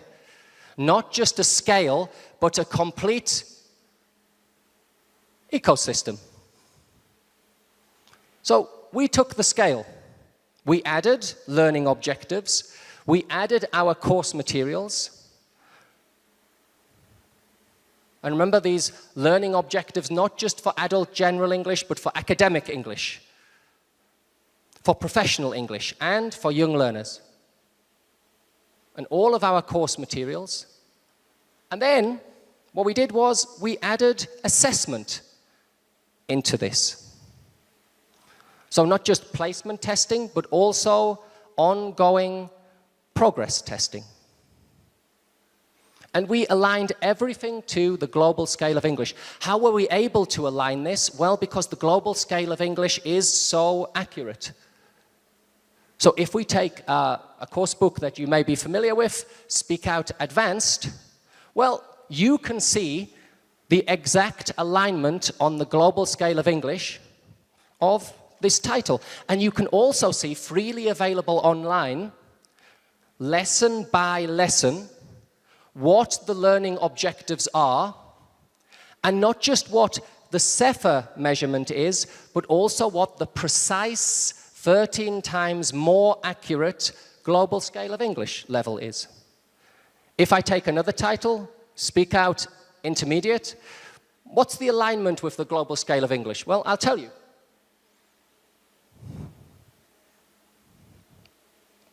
And then you can see the very first lesson here, can-do objectives, reading, can make simple inferences based on information given in a short article. And the CEFA level for this is B1, and the global scale of English level for this precisely is 50. Page by page, and all available, freely available, online. And well, what does this mean? We talked before, Piotr talked before about happy teachers. And happy teachers make happy students. Because when you are teaching productively, when your students can see and you can see where they are precisely and where they're going next, when you see the progress, when you see the achievement, this is where we remember why we all became teachers in the first place, right? This is the moment. This is why we stay in this profession. Because we achieve. And so when you look at our course materials, everything is linked to these clear aims that come from the learning objectives, that come from these precise measurements, meaning you can plan your lessons more effectively, and you can know that it's going to be at the precise level that is appropriate for the learners. And not just in Speak Out, but in Cutting Edge. Not just in Cutting Edge, but in New Language Leader, our book for general academic English too. And not just books, because we're more than just a book company. We also have our digital products, and all of our digital products too are informed by research. From the very start. You know, I talked to Colm earlier about how he does placement testing in Japan. And we agreed that actually there are two things that all teachers hate in every country. I've taught in 11 countries. Teachers hate marking. And teachers especially hate marking placement tests because actually, usually it's us who have to make the placement tests. It's us who have to take the placement tests to the photocopier. It's us who have to give the photocopier a kick when it runs out of paper after 2 minutes. It's us who then have to distribute the placement tests. And then it's us who have to take all of this paper back and organize the classes. And when does this happen? Does it happen? It happens magically, by osmosis. It happens when we're sleeping. It happens when we should be sleeping, perhaps. But it happens when we should be creating our lessons. And what it means is your first week, this very important, we say you never get a second chance to make a good first impression. Your students come, and your first week of your lessons is not spent with them. It's spent with a heap of paper with their names written on. And well, because of this, actually Pearson developed placement. And placement is online. It's delivered in a maximum of 35 or 40 minutes. And the scores are available instantly. Instantly in both CEFA and the global scale of English. And the great thing about this is, well, I've done placement tests before in other languages. I remember once I took a placement test in Spanish. I saw 50 questions. And then I saw A, B, C, D. Well, I thought, my Spanish level, However, okay, let's give it a go. Now, if I'd been using my common sense, I would have just given up, put my pen down, when I reached the point where I didn't know the answers for sure. But what I did was I thought, it's A, B, C, D, I'll just guess. So B, A, B, A. Now, of course, at the other end of this scale, I was with colleagues who spoke very, very good Spanish. And actually, the first 25 or 30 questions were completely irrelevant to them. So easy, they didn't even have to think about it. So they were wasting their time at the start, and I was kind of wasting my time at the end. But miraculously, I just guessed the answers. Miraculously. And I ended up being placed in an intermediate level class. And I stayed there for 30 seconds. And I said, it's not for me, sorry. I have to go back, I have to go down. Now, actually, what's great about placement is it is an adaptive test. So the test is not the same for everybody. The test depends on the answers you give. You take the first question. If you get the first question correct, the level of difficulty will go slightly up. If you get the question incorrect, the level will go down. And on it goes. Question 50. You go this way or you go this way, which means this test is unique and fits your precise level. A maximum of 35 minutes. I took this test myself. I was a little bit nervous. It took me 20 minutes. I went very slowly. I read very carefully. And at the end, I got 90. Okay, 90. So I am proficient in speaking English. If I'd taken it in Ukrainian, I think it probably would have been over in about 3 or 4 minutes. When it took me to the bottom, it was possible to go to. But it meant that when we use this test, and I use this test with a lot of companies in Kiev, when they want to assess the level of their employees, accurately, quickly, and actually in a familiar form to them. If you work for IT companies, and lots of your graduates will go on to work for IT companies, actually, I taught IT executives in Odessa a few years ago, and I remember I gave them a bit of paper, and they looked at it like it was an ancient Egyptian scroll. What is this? Paper. Okay, let's go with this. So everything here online, immediate and accurate. How do we know it's accurate? Well, because we tested it. We tested it on 13,000 volunteers in 96 different countries all around the world. And then we thought, well, if this is such a good idea, if this works, if this meets the demand, why stop at the start of the course? Why only have a placement test? If we can see at the very beginning all of this, well, why not apply the same lessons to the middle of this? So then what we developed was progress. And because our students had done placement, we knew precisely which level of progress test to give them. So I worked recently with an e-commerce company here in Kiev, and their employees, they had 300 employees, most of them scored somewhere around global scale of English 45 to 50. So that meant that I could tell them precisely which of the 6 levels of progress would be the ideal fit for their employees.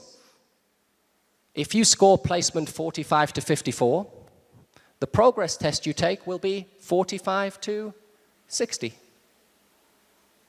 And what you do is, you take placement before you start your course, and then you take progress 3 times. You take it at the beginning, you take it in the middle, And when you take it in the beginning and the middle, it doesn't just test your listening, your writing, your reading, and your speaking, plus your grammar and vocabulary. It also produces learning objectives specific to each individual learner. And what does this mean for you as a teacher? That you have signposts for how to develop your courses. Because these learning objectives are things that your students need to be able to do at the next level up to keep climbing this hill. It shows them and it shows you. So you co-construct the learning together. And well, what does it look like? Well, here we have speaking. You look at the picture. You have 25 seconds to prepare. And then you describe the picture. And you have 40 seconds to do this. And what it's testing is not just the grammar and vocabulary you use, but things like your fluency as well. One of the easiest forms of speaking tests is just to give students a passage to read. And you see when the communication breaks down. If you put 20 words of Ukrainian in front of me, I might be able to manage 1 or 2. And then I would stop, I would hesitate, I would reformulate, I would repair. Here we have the writing. So one great thing about placement and progress is they use integrated skills. We touched on this before.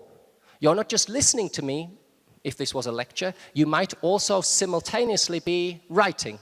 We don't always use our skills in isolation. They overlap. And so here, you've got 30 seconds to read the passage, then it disappears. And then you've got 90 seconds to rewrite the passage in your own words.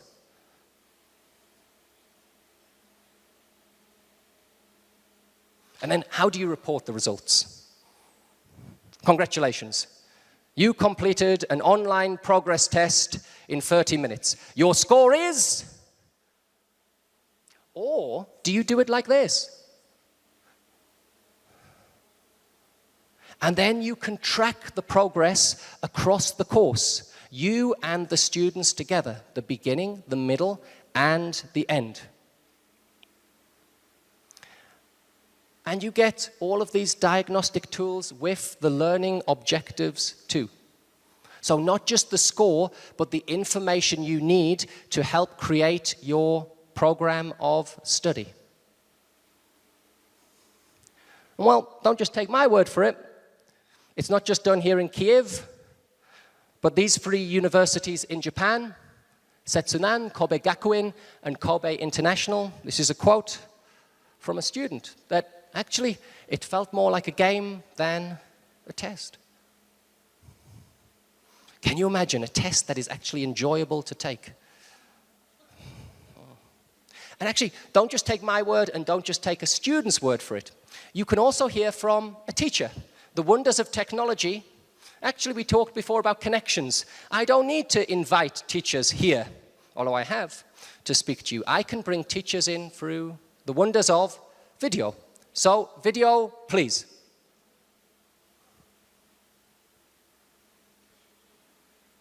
If somebody's at the back. Video, please. Aha, that's it. He woke up.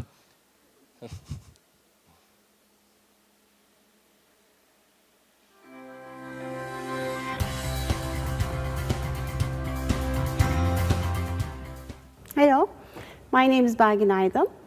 I've been working as the director of School of Foreign Languages at Anadolu University. We are responsible for providing intensive foreign language instruction to approximately 2,700 students each year. This is the main reason we love the global scale of English. It shows how much students have already achieved and how much more they need to learn. GSE has actually been developed with the aim of measuring learners' proficiency level. It's a scale, but we loved its granular structure and decided to develop our curriculum based on GSE. We think breaking down the big picture into small pieces is much more motivating and realistic for everybody involved in the process. Let me explain the process we went through in developing our curriculum. 2 years ago, we realized that everybody has a different perception of the language levels described in the Common European Framework. For example, a learner at B1 level might have different profiles for different teachers. So we thought GAC might provide us a clearer picture of what a learner can do at a certain level. And 2 years ago, with our curriculum group, we studied each objective in the scale and asked ourselves some questions. The first question was, do our learners need to achieve this specific outcome in the scale? Will it be necessary in their future life? If we decided, yes, this is a necessary skill for our students, then we discussed how can we help them in learning the specific outcome. Do we have the necessary materials? Is it included in our coursebook? Do we need any additional material? Then the next question was being sure of whether students can really achieve what we are trying to do and whether we are successful in our teaching methodology. I'm talking about testing. As a result, we had the first GAC-based curriculum, which we have been using for 2 years. We can talk about various impacts of the new curriculum. First of all, our students' success rate increased. We have more numbers of students who can reach the desired level of proficiency in an academic year. This is the result of increased motivation and awareness. Our students are aware of what is expected from them. They are aware of how much they have already achieved and how much more they need to study. Most importantly, they realize that they are progressing.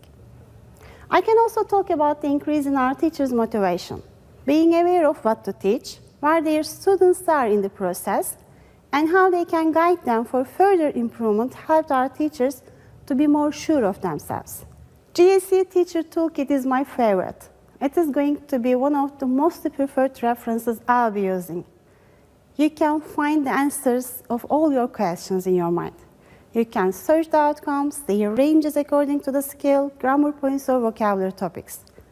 This will help teachers in planning their lessons and being sure about the appropriacy of the materials they choose. But most importantly, Teacher Toolkit will help testing units in preparing the questions at the right level. With each vocabulary item, each grammar point, we can be sure that we are asking the right question.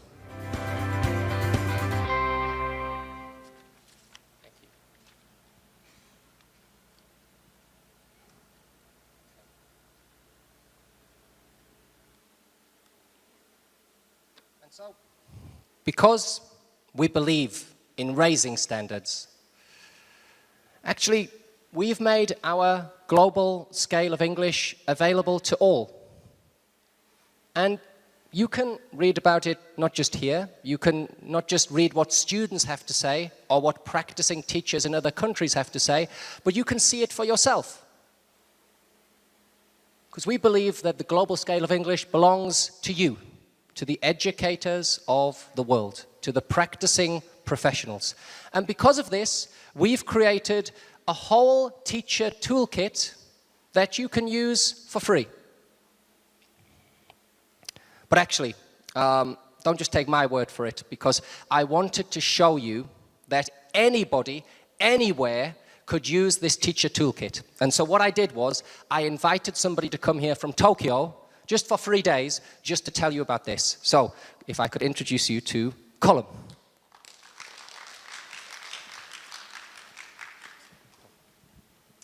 Hi. So, as Michael said, I flew in from Tokyo a few days ago. My mind's a little bit mangled with jet lag, so I'm not sure what day today is or what day I arrived, but 2 days ago. So, I'm going to talk to you a little bit about the teacher toolkit. So, I'm not sure about you, but sometimes I find myself coming out of class and just wondering, did I actually teach them anything today? Have they learned anything, or did I just teach them something they already knew? So there's been a few times where I've been sitting in my office questioning my own existence. Why am I teaching? What am I doing? But using the teacher toolkit, it's a way to help you actually choose learning objectives or grammar points that are relevant to the actual level of your students. So using the teacher's toolkit, really, really good point, it's free. So you've no worries with your university or your high school administration. You can use it without any issue. It's free, searchable database of the CEFR and GSE learning objectives. So using it, you can audit your curriculum. What does that mean? Well, you can actually make your curriculum more relevant to the level of the students that you'll be teaching. So writing a curriculum, it can often be quite difficult, so if you have the specific levels, it makes it a lot easier.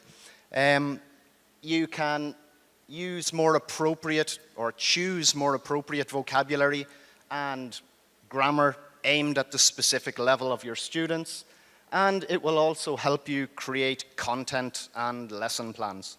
Really good thing is it gives you content.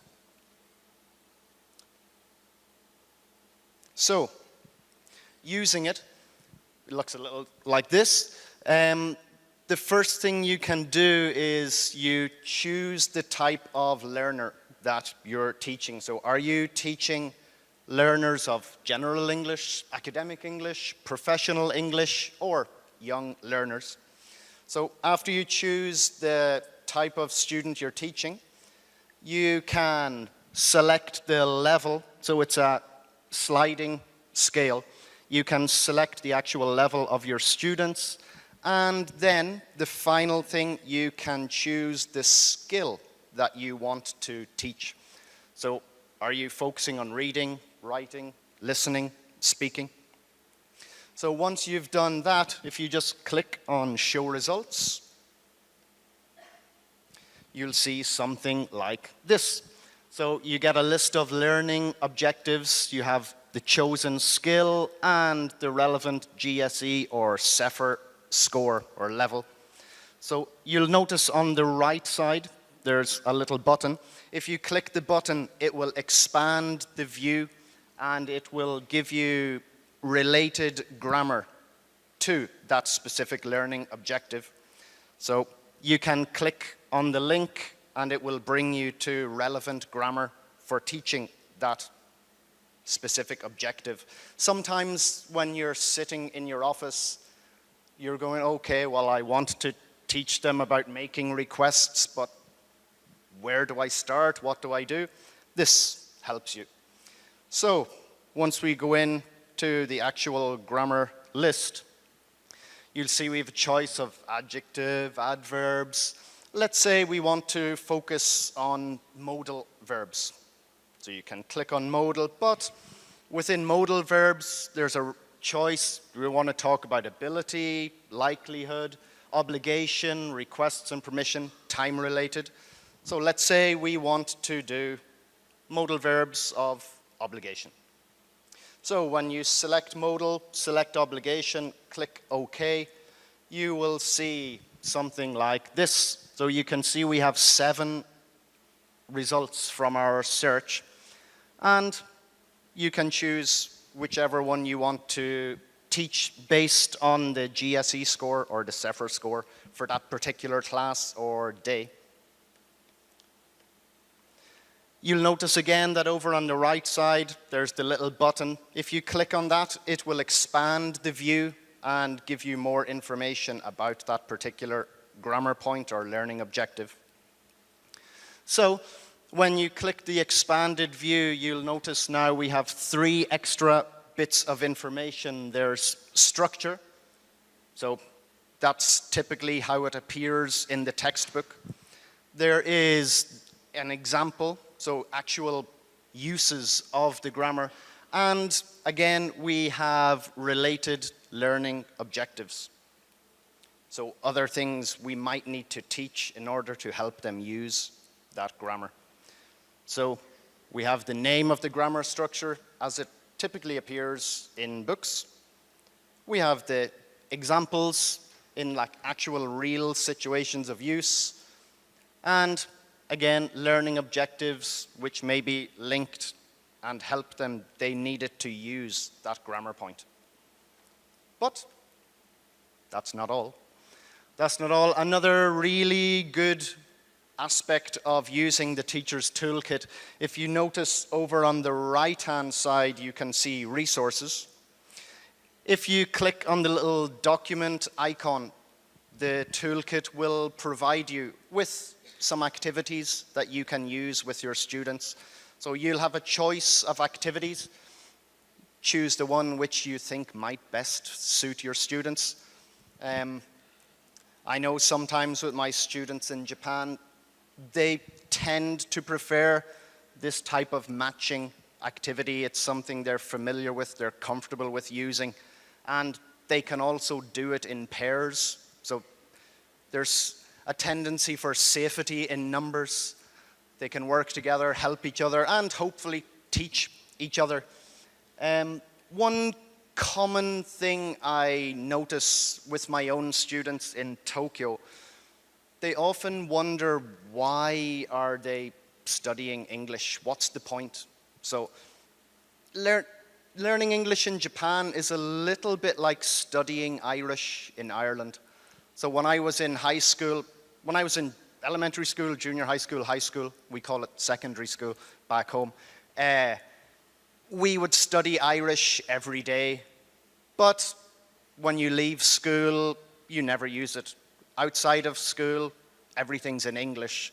So it feels like it's a waste of time. It feels like there's no point.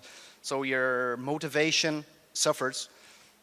In Japan, it's a similar issue. Students are studying English every day from elementary school, junior high school, but they're not really using it outside of class. Sometimes they don't use it in class, which is a different issue. But when they ask me, why am I learning English, what's the point? I usually tell them about, like, coming here today, going to conferences, going abroad. When you travel outside of your country, I teach engineering students, so they write a lot of research-based papers, so they have to give presentations at conferences when they go to master's and PhD level. So I tell them, when you go abroad, the international language of communication is English. You're going to need some degree of English. Like when I came here two days ago, it was almost like another culture shock again. I can't read anything. I don't even know how to say hello or thank you. So I have zero Russian, Ukrainian, but I'm communicating with people here using English. So that's what I tell my students. It's the language of international communication. And there was a study by the British Council which estimates that in 2020 there will be 2 billion people who are studying English. So English is going to be more and more necessary in the lives of not just us, but also our students. They need just some reassurance that, yes, they actually will be able to use their English that they've studied. So if you are interested in learning more about the Teacher's Toolkit or just the GSE, I recommend that you go to this webpage, check it out in your own time. Remember, it's free, so your school won't mind you trying to implement it a little bit more. And I guess we'll just finish by saying thank you. I was going to say thank you in Japanese, but it's something like Kono happyo ni kite kurete domo arigatou gozaimashita, which in Russian or in Ukrainian, I've been practicing this all day. Дякую, що прийшли.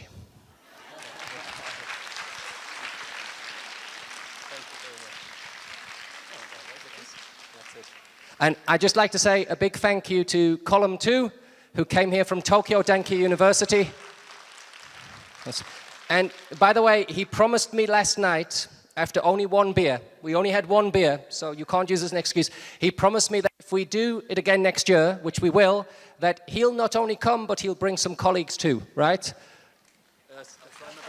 If his wife lets him. Okay. So, thank you very much.